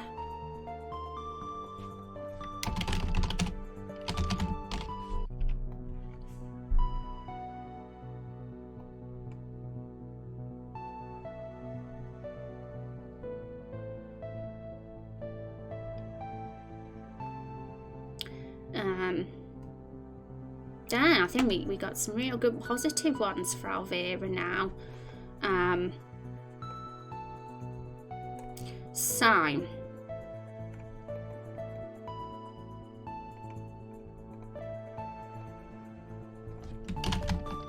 cutting, I felt perfect, wasn't it? Cutting, sharp-witted and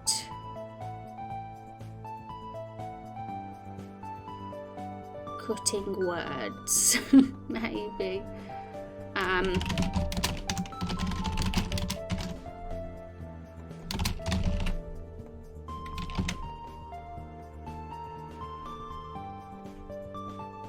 So she's a bit different to Carol, because Carol's more blunt with her insults, very to the point. Like, there's no subtlety to Carol, whereas Elvira's a little bit more articulate and sharp, and she's calm manner,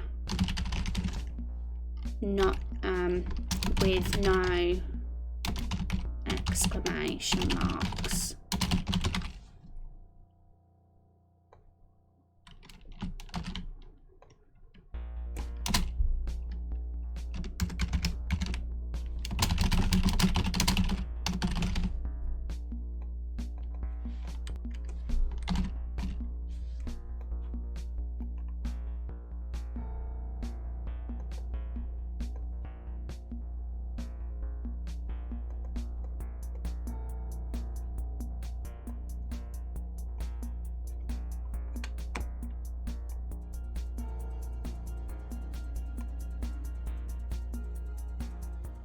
Awesome.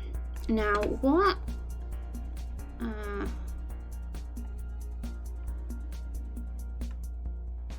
Lots of questions.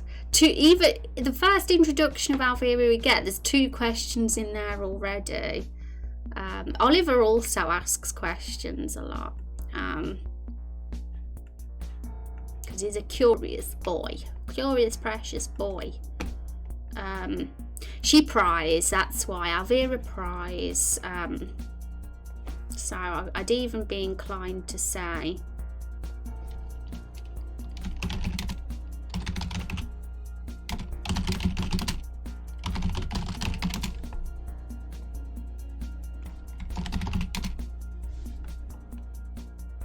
yeah, it must be, yeah.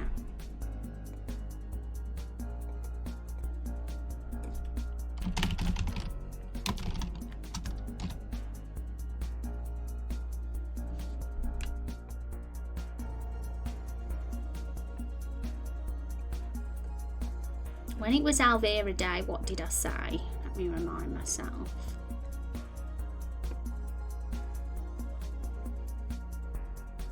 Yeah, just cutting words, really. That's the really Elvira. But I can't think of any common phrases. If anyone, like,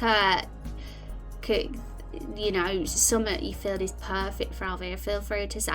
I could imagine she'd be one of those, she might use those kind of words a lot, those old-fashioned vintage phrases that nobody uses nowadays, like that's my cup of tea, or that's not my cup of tea, or anything like that. Because someone like Carol and Marilyn wouldn't say words like that.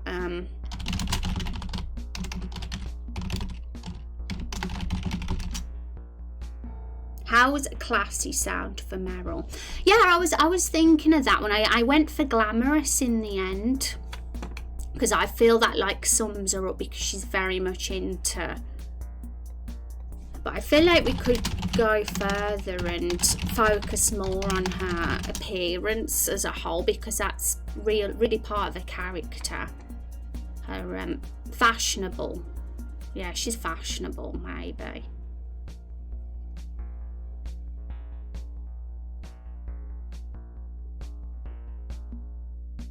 But classy's a good one as well. Stylish. I mean, I think Alvira's classy too. I guess it all depends, because maybe Meryl's more glamorous and Alvira's more classy. But I feel like we've got a good set of words for Alvira already.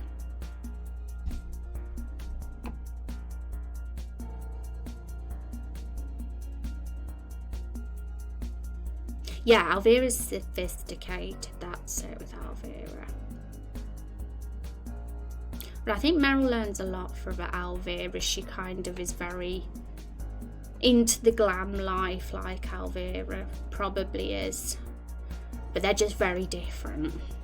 They clash.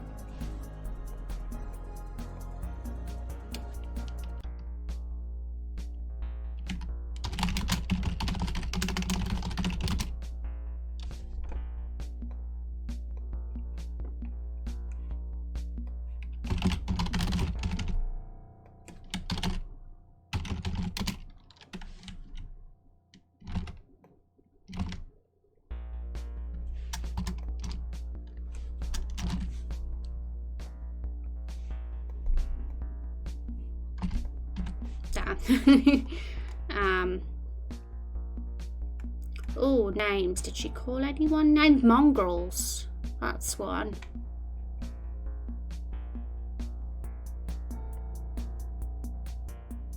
We can't see it because we haven't entered that one yet into the new dialogue tree, but let's look at this one.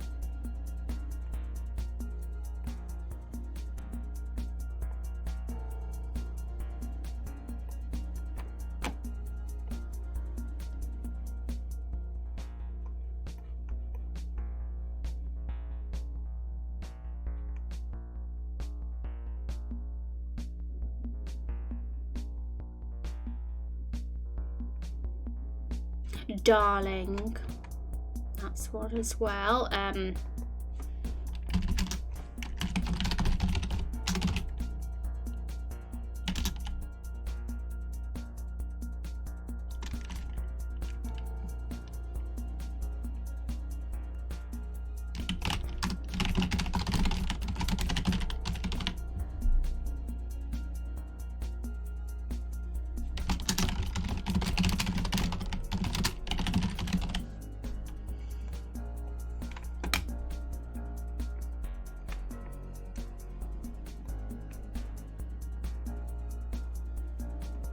Okay, I think that's all right, but where does she fall in the moral system? We've got Meryl's here instead, so let's fill that in.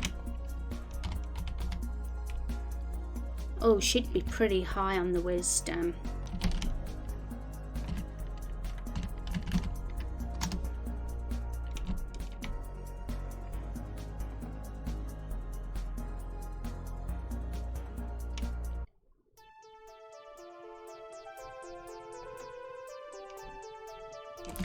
I think she'd be a touch higher than Meryl on the good as well. Probably where Carol is.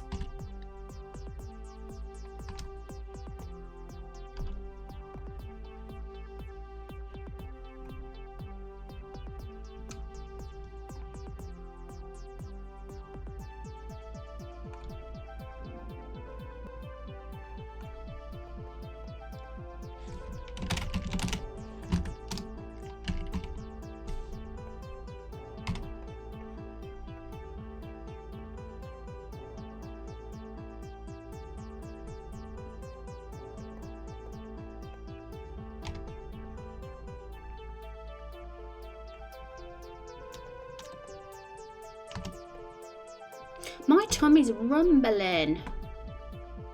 Why? I've eaten.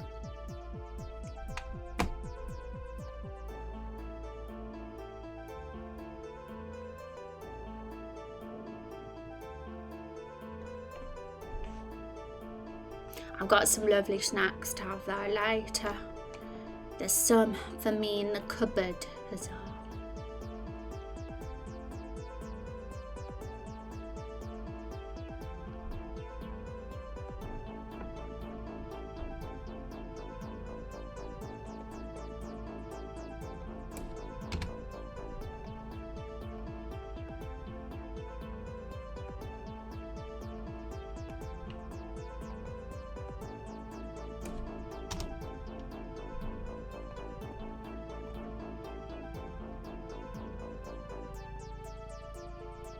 Okay.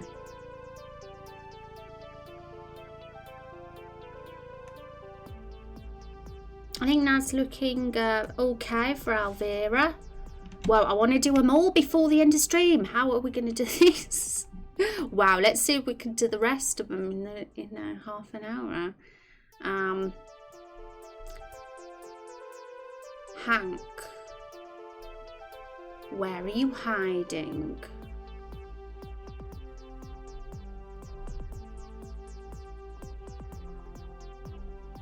I've only got Hank without his hole at the moment, I think.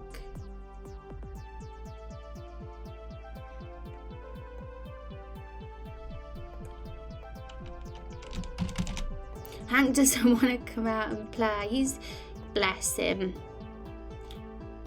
He's not as brave as his wife.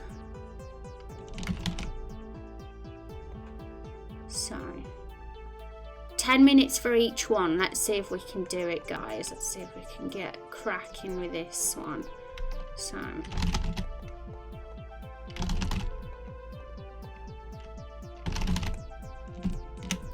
we've already got the Law Bible, so let's start there. Next page. Let's see what Hank, we've said Hank is. He's submissive, knowledgeable, melancholy, but in a way where he's still optimistic as well. Cautious could be one for him as well.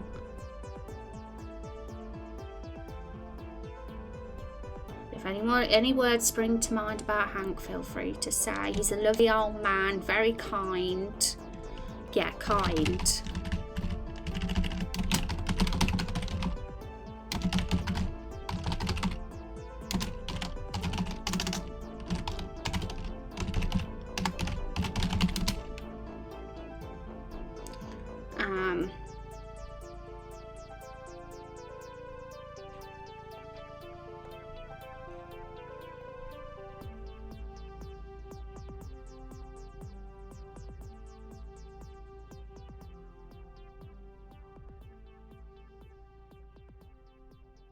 The opposite of lucky as well, whatever that word is, when you don't get any luck.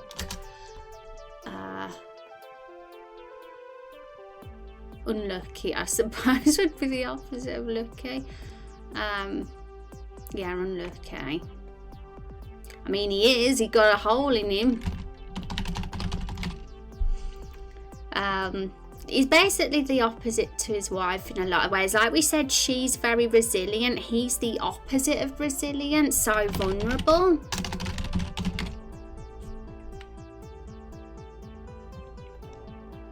In fact, we'll put that first. Patient. Oh yeah, patient is perfect for Hank. He's a lovely, patient old man that tells stories. And he's probably not got a judgmental bone in his body either. So what would that be? The opposite of that. I just want to get proper terms here. Just so we can state that he's nothing like his Elvira.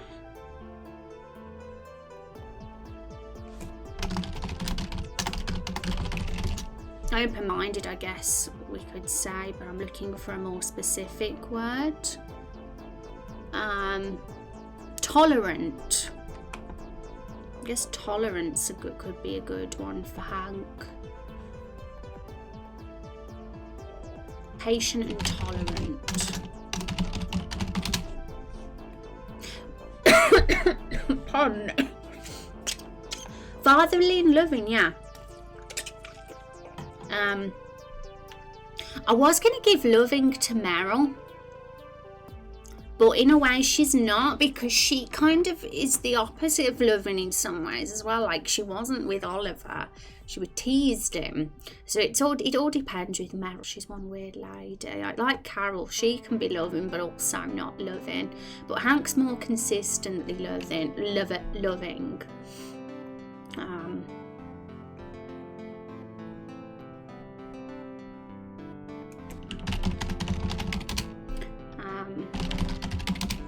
I'm going to see some definitions for loving and see if there's what there is.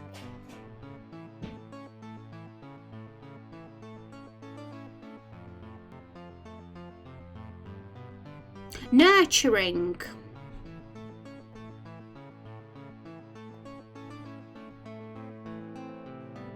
That might be a good...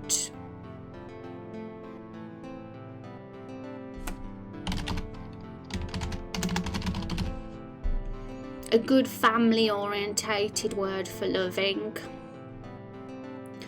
Considerate of other folks' opinions, friendly and warm. Misfortune, yeah, misfortunate's another one. Or unfortunate as well. Should we change it to unfortunate? What do you reckon, guys? Was unlucky fine, or should we have unfortunate? Considerate of other folks' opinions, friendly and warm. Yes, let's get that in. In fact, considerate should go here as well.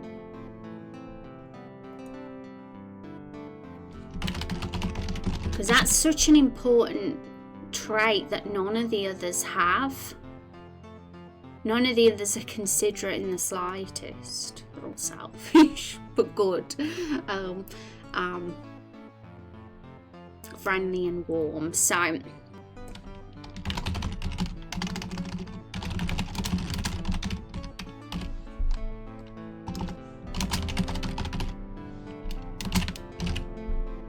warm manner.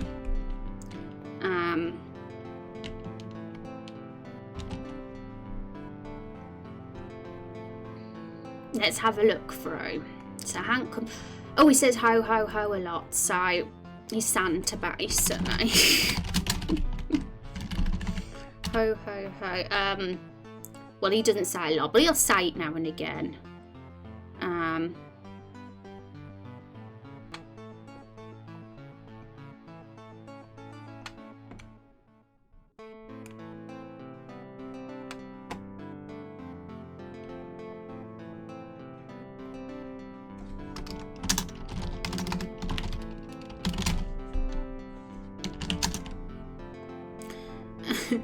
Okay, I don't know if there was any others there, but that'll do.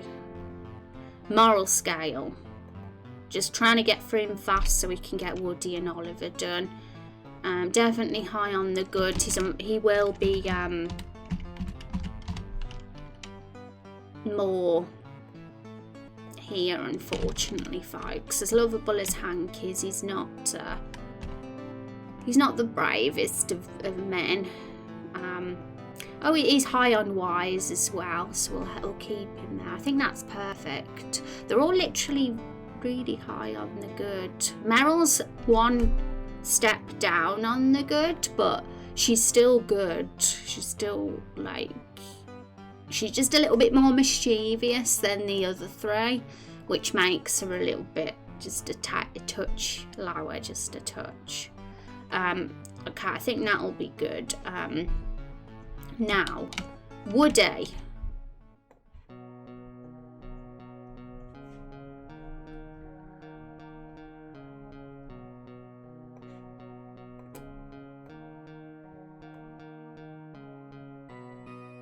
I might try and do some dialogue finish some of them dialogue trees, or at least do a bit more,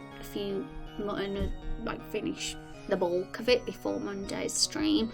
Just kind of not been doing it off stream because I've been trying to focus on the more complicated technical stuff off stream. It depends if I fix this bug fast over the weekend. If I do, then maybe I'll get time to do some things like that, as well as get the new tool sprites into the Lore Bible, because that's something I definitely want to do too. But it all depends on if I get the priorities finished, the main stuff that needs doing.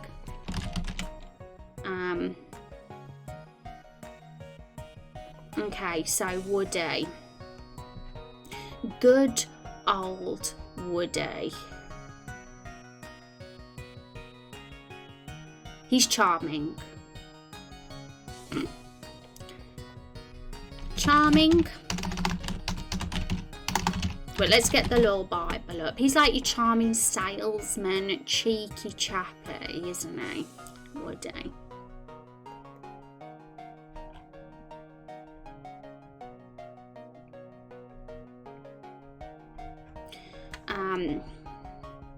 Kind of optimistic, I guess. Overly optimistic, because he's kind of deluded. He's cheerful.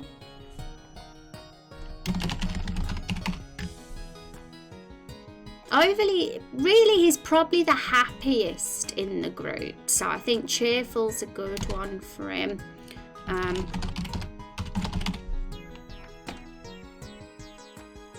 I'm not sure that a used car sale. He's charming in a weird way, you know. Someone's going to have the charm in the gang. But it all depends on perspective, because some people might think Woody's a right creep. What do you mean charming?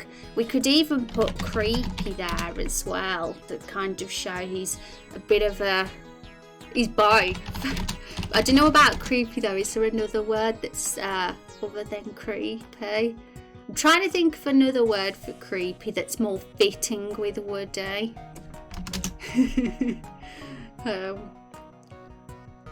Like, you know, your typical womanizing creep. That's kind of what I'm thinking. Sleazy, that's it, yeah. I knew there was the perfect word.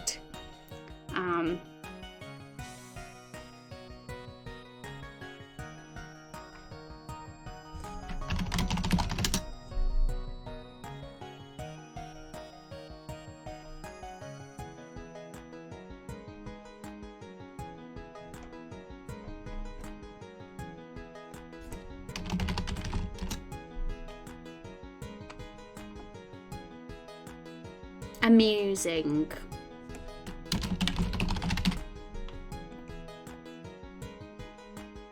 Party animal.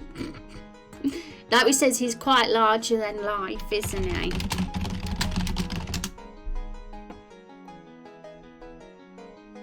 He's loud, but in a way where he's not aggressive really. He's loud in a larger than life kind of way.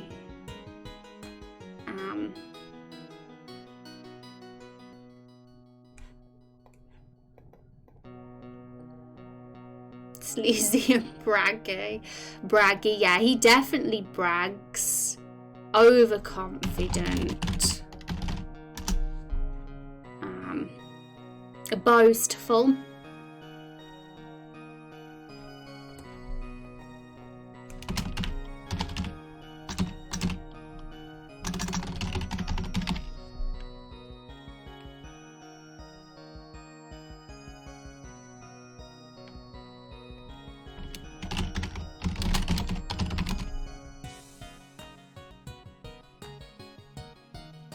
Sleazy has some interesting meanings, lacking firmness to texture, carelessly made with inferior materials, marked by a low character quality. Oh my goodness, that is actually Woody.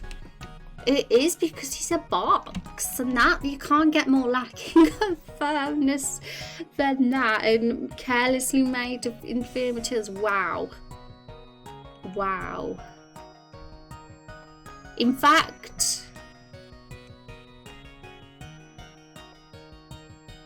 Sleazy should go first.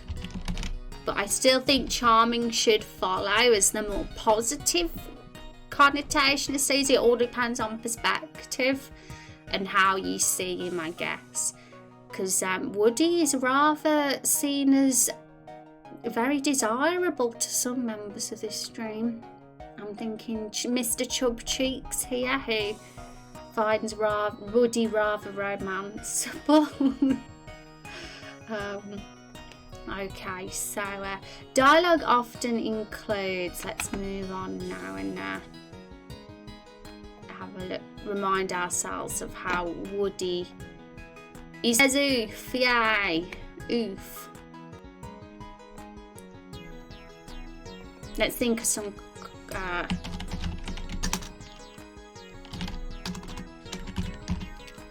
common Woody phrases. I'm going to just pick the ones that he's kind of said already that kind of feel fitting for the deluded boy he is, or deluded man should I say.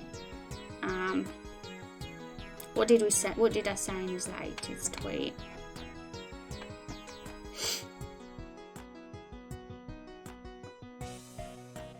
Puns. Would he be a pun kind of guy? He's definitely a jokester.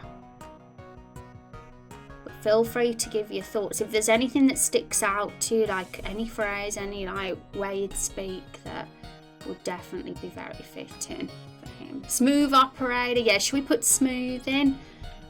Charming, smooth.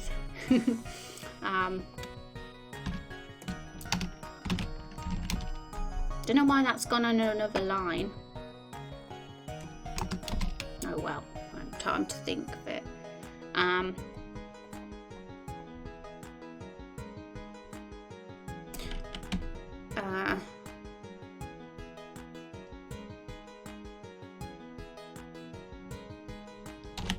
Over the top compliments,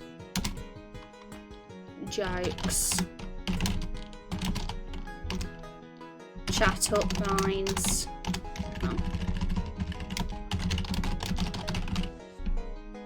And puns.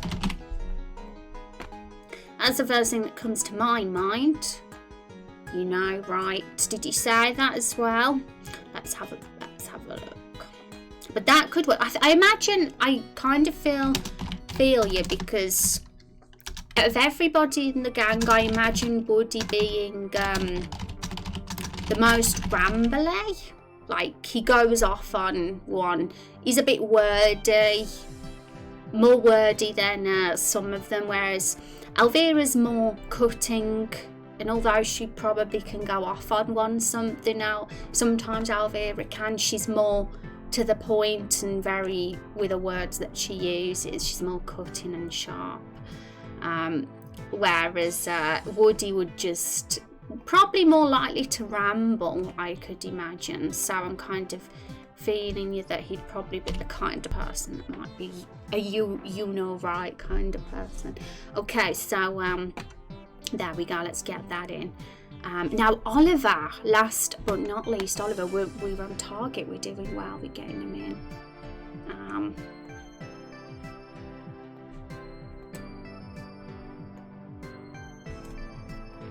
This looks so cute. Hi Looking Glasses, how you doing? It's so good to see you. Welcome back to the stream. I hope you've been well. How is life treating you? Oh, we didn't do Woody's moral system. I'm gonna just well, I can tell I'm rushing to get it all done because I'm messing up the boxes. It's really weird seeing the word sleaze, underneath Oliver, I have to say. So just get that in. So Woody on his moral system, he's a good guy, but he's probably less like righteous than Hank, Elvira and Carol. And he's probably, I mean, he's definitely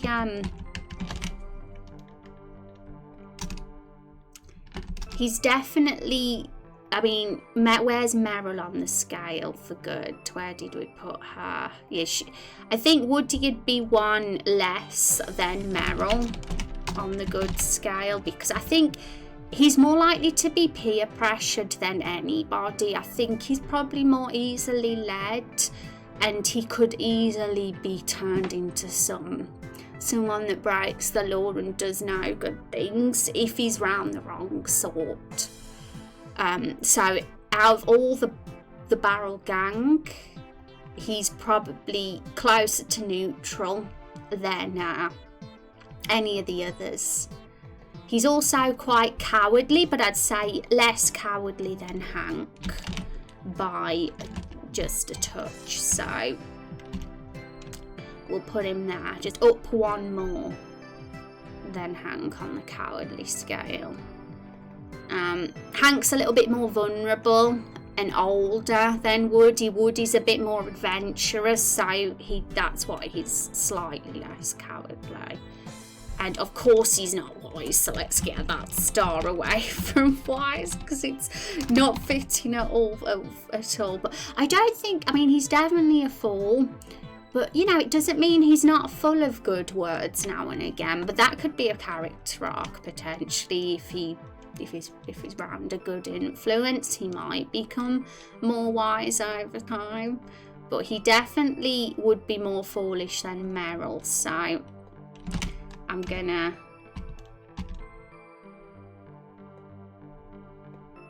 oh no, I'm deleting Hanks, go away. Let's put it back.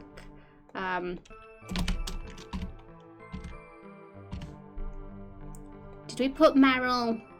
Yeah, we put her halfway on the foolish, so I think Woody should probably go one less than Meryl, maybe. What do you guys think of that?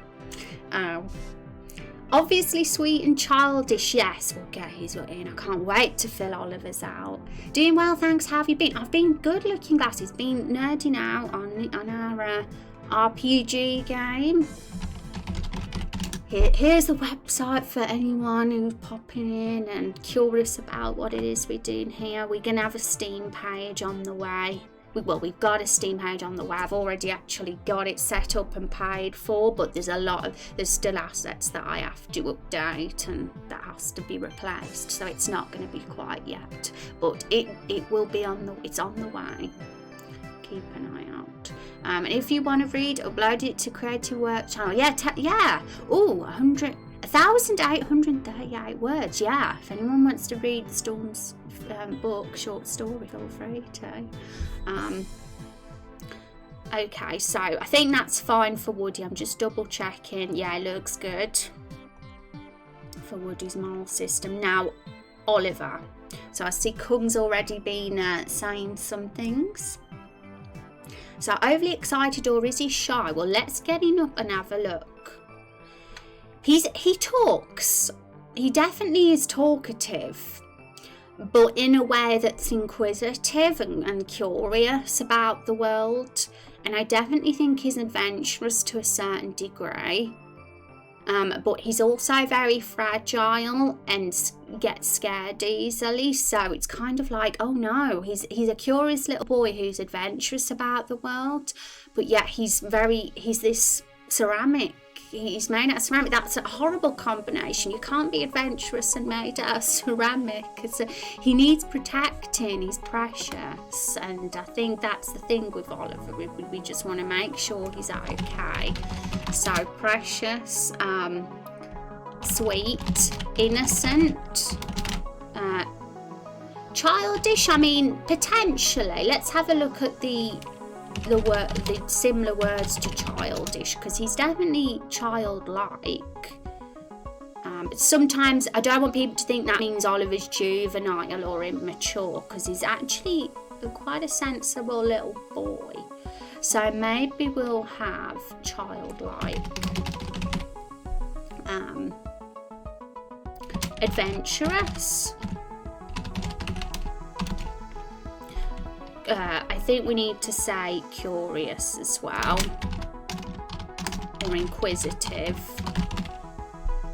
because it's pretty clear how inquisitive he is, because throughout the whole segment of the flashback, he constantly asks questions. He's like, what are the skylights? What are stars? Why would the stars run away from their daddy? Mama, that's not true, that is. And then later on, he's like, what's a mongrel? Are they stars like children? Are they watching and looking out for us? And, you know, he's constantly asking questions. And it's very cute. And he's fragile and scared, so we'll get those in as well.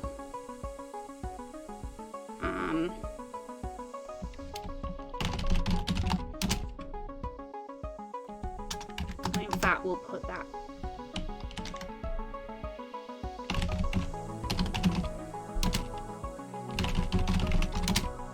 So it's kind of a juxtaposition. We got a scared, fragile boy who is also adventurous and inquisitive.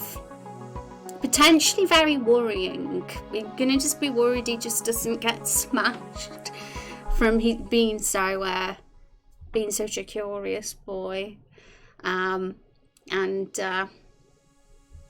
If you read it, give me opinions. Yeah, feel free to comment in the Creative Work channel as well, folks.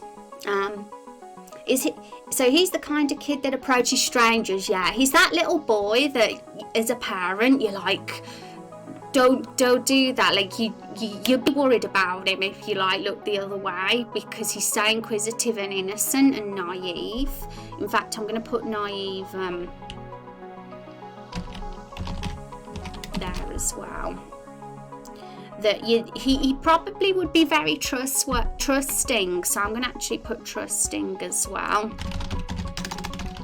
So he's the opposite of Carol, because Carol is cynical, whereas Carol's cynical, he's trusting, and that's why she wants to protect him from the harsh reality of the world, because Oliver likely was not even born when Carol lost her parents, and he hasn't seen the harsh reality of the world yet. He hasn't had chance to really experience it. So yeah, naive as looking glass says. You might have said that before I even read it myself, actually. Sounds like a complex being he is, bless his little heart. And asking them what they're now and what they're doing. Yeah, all he'd do is ask sweet, innocent questions. So who's taking care of Oliver? The cow goes with the hero. That's the thing, isn't it? That's the mystery. And I think that's what's so scary, because since Carol's been separated from them in that flashback, she just thinks, my Oliver, I need to get back to him, because she's scared. She's like, what's he going to do without me? I mean, from what I'm assuming, from what we know, I think Hank would definitely have his back, because Hank actually jumped and stopped Oliver from getting crushed on that during that hijacking, and he himself got a hole in him in the process and has become disabled. So Hank would definitely protect Oliver, but because Hank's a vulnerable old man, he can't do much, so it's a bit concerning. Elvira, I think, has Oliver's best interests, but Meryl's a little bit of a wild girl, so you know, she probably doesn't have it in her to look after a child. And Woody, well, you know, could you really imagine someone like Woody looking after Oliver? I mean, he's not a bad guy, but would it be his priority to take care of him? Probably not, with what we know of Woody. But I'd love Woody to surprise us, you know. I think he's got potential to really subvert our expectations along the way and show he's a better and braver and wiser guy than we actually think. But at the same time, I think it's really cool to have that comic relief character still remain. Oh boy, one moment he is at your let, the other moment he's trying to raise a heavy metal sword. Yeah, and Woody reminds me of Johnny Bravo. LOL. Yeah, does he? That's good. I think that's a good comparison for sure. That cheeky face. My mom told me, because mom saw a picture of Woody once, she says Woody reminds her of Elvis Presley. I was Wait, what? That's funny. Elvis Presley. I think it's the grin. It's the smooth grin, maybe. I think Woody would like to be Elvis Presley, but I don't know about that, Woody. If you are, need to protect Oliver. Yeah, that's why Precious has to go there for sure. Bless him. I think out of all the characters in the gang, Oliver's the one that people care about most because he's so vulnerable, and I think that's the goal. He's that character that we just want to make sure he's safe no matter what. It would be everyone's worst nightmare if he got smashed. Everybody would rage quit the game if that happened, because he's just too precious. Question, does Oliver get kidnapped with them, or is he left alone? He's not a barrel. Well, he's with them because he was on the cart. And we don't know what the kidnappers, the antagonists who are involved in this plot, are thinking and what's going through their heads. It's all a big mystery, and I'm sure we'll get a chance to outline the whole process of what goes on. Even if we don't see all the events happen in episode 1, it'll be cool to kind of plan an idea. But it depends. It could go numerous ways. It could go from them thinking, actually we should keep this cookie jar because it clearly is important. It could be used as blackmail or a hostage, for example, because he's that cute little thing that needs protecting. Or they could, it could go many numerous ways, because at the end of the day, the group of them were brought to life from the spell by Chub Cheeks' spellcaster sidekick, and they were and anything that's alive, the antagonists will probably see as some kind of threat, because it wasn't meant to be brought to life. And that includes the ones that aren't bulky like the barrels. Obviously the barrels are probably the most useful to them because they've got more room, but except for Hank, of course, because he ends up getting a hole in him, so he's not much use. But someone like Alvira and Meryl would be pretty handy because they're a spacious barrel. But I think Oliver's still got some worth. He can definitely hold things. I mean, he's not a weak box like Woody that'll just get soft and melt with raindrops in him. We've even got a picture of Woody when he's got water in him, actually, and he gets a chiseled chin, which is funny. So it's interesting, but I think Oliver is typical of being hostage bait, potentially. I mean, he's Carol's son, isn't he? And any kidnapper, any bad guy, would immediately latch on to the idea that Oliver's the one that Carol cares most about, so they'd probably want to keep him, having that knowledge and thinking, yeah, if we need to keep this little child because he's the perfect hostage, they'll do exactly what we want as long as we promise not to hurt him. So yes, it was all about perspective.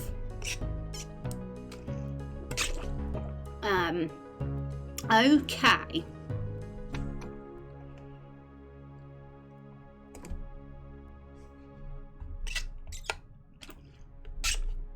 Scoundrels indeed. But yeah, we'll have to have a good think about it, because we'll have to get into the heads of these antagonists and their thought processes.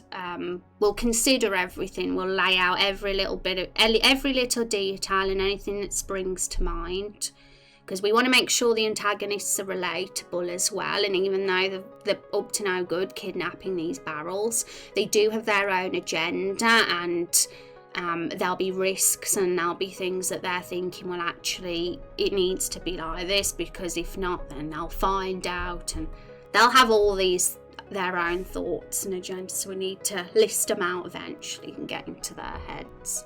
Dialogue often includes a lot of questions. In common phrases, mama equals Carol mama, so to Carol. Calls Hank papa. What else do we have? And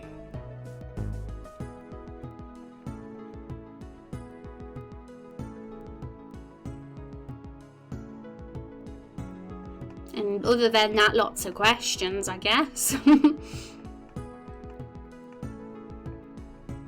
Maybe the odd bit of stuttering now and again, but to be honest, our stutterer is this guy, Nigel Buckington. He's the one that does that the most. Oh, can I try? Yeah.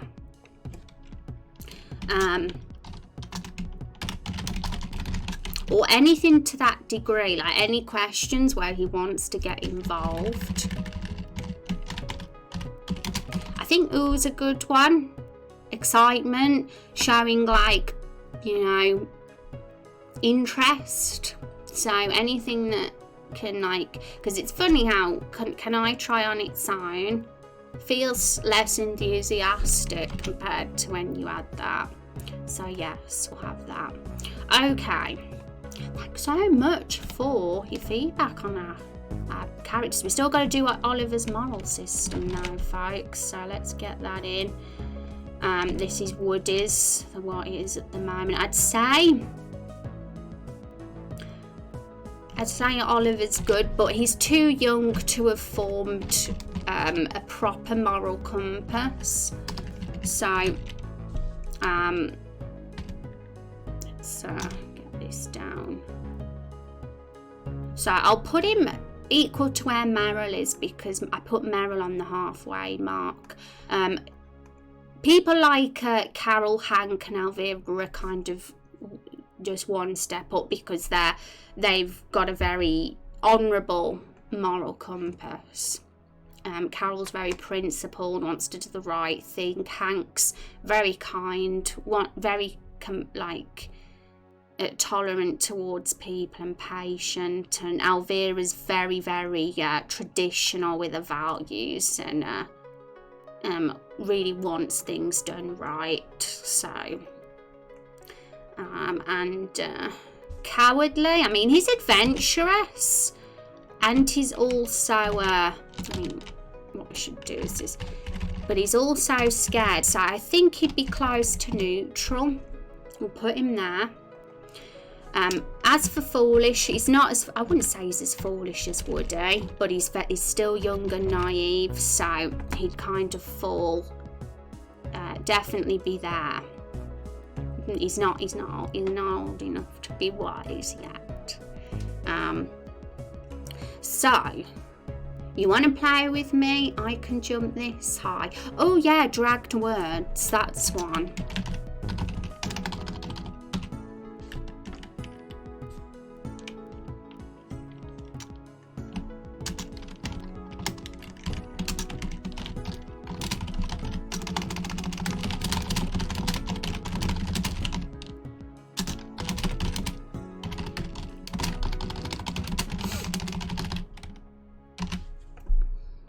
I liked the emphasis on the this, so I'm kind of putting that on a separate one as well, just so we, you know, I mean, when it comes to things like that, obviously we don't overdo it, but it's nice to put in there now and again in the dialogue to give them a distinct voice, especially if they get excited, overexcited, and they're doing something like that.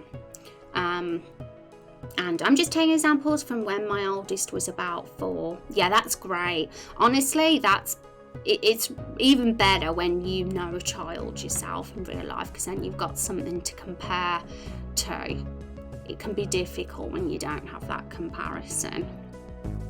I think we've done quite well though, guys. I think it was definitely necessary to think about that with those guys, because although we already had an idea and, you know, we never really considered how they speak, their common phrases, or really where they fall on the moral scale. But this is something I want to do for every NPC eventually. As we introduce them, I'd like to kind of do this with each of them, so that I can refer to it and stay consistent. So any NPCs we make, or any that we have introduced in episode 1, will join all the barrels on this list as well eventually. So I'm going to make sure this is saved while we've got it here with all our other character stuff. So cool. Makes you see them as persons. Yeah, exactly. Oh my god, I can't believe the time. I might have to finish stream and run today, but I want to put a trivia in before we go, folks. So, what fruit is missing? And yes, so over the weekend I'm going to continue working on the custom hero creator. I hope that it will be in a state to show you next week how it is, and I'm sure at some point in December I'll be happy, and I'll think, yeah, we'll stick with how that is, and maybe I'll make a couple of videos to showcase it, or just one video maybe, and other than that, I'm going to be finishing importing the dialogue trees into the lore Bible, because we was kind of halfway through doing that, and I want to get the new tool sprites into the lore Bible too. So one thing that I want to do soon as well is Main Quest 2 Scene 5. The moment that we make that decision, what we do with the fruits, I want to consider how the fruits would react if they're about to be killed, and how they'll react if they're allowed to escape, and the things that would be said. And then Rose will do the painting, and then there'll be a reaction to the painting, and then Main Quest 2 will kind of conclude, because I'll be like, let's go back to Lakefall now. So that'll be a scene to write up as well, because that was the only scene. That's the only scene in the first playable build that's planned that we haven't yet done properly. We have talked about it very briefly, but we haven't actually written up the dialogue for it. So that's something we can do. And yes, exciting times. Apple. Oh, that was close. GG. Okay, so I think the leaderboard's definitely a bit closer this time, but Van is still in the lead. Yay! Thanks for hanging out, guys. Thanks for the stream, the after Thanksgiving stream. Are you guys across the pond at work today? Because I know that some people aren't at work today in the US. But some of you might be. I don't know. I don't know what the holidays are like over there. Okay, so I'm gonna head straight off then, because my dinner's nearly ready, and I will see you all on Monday. That'll be when I'm back next.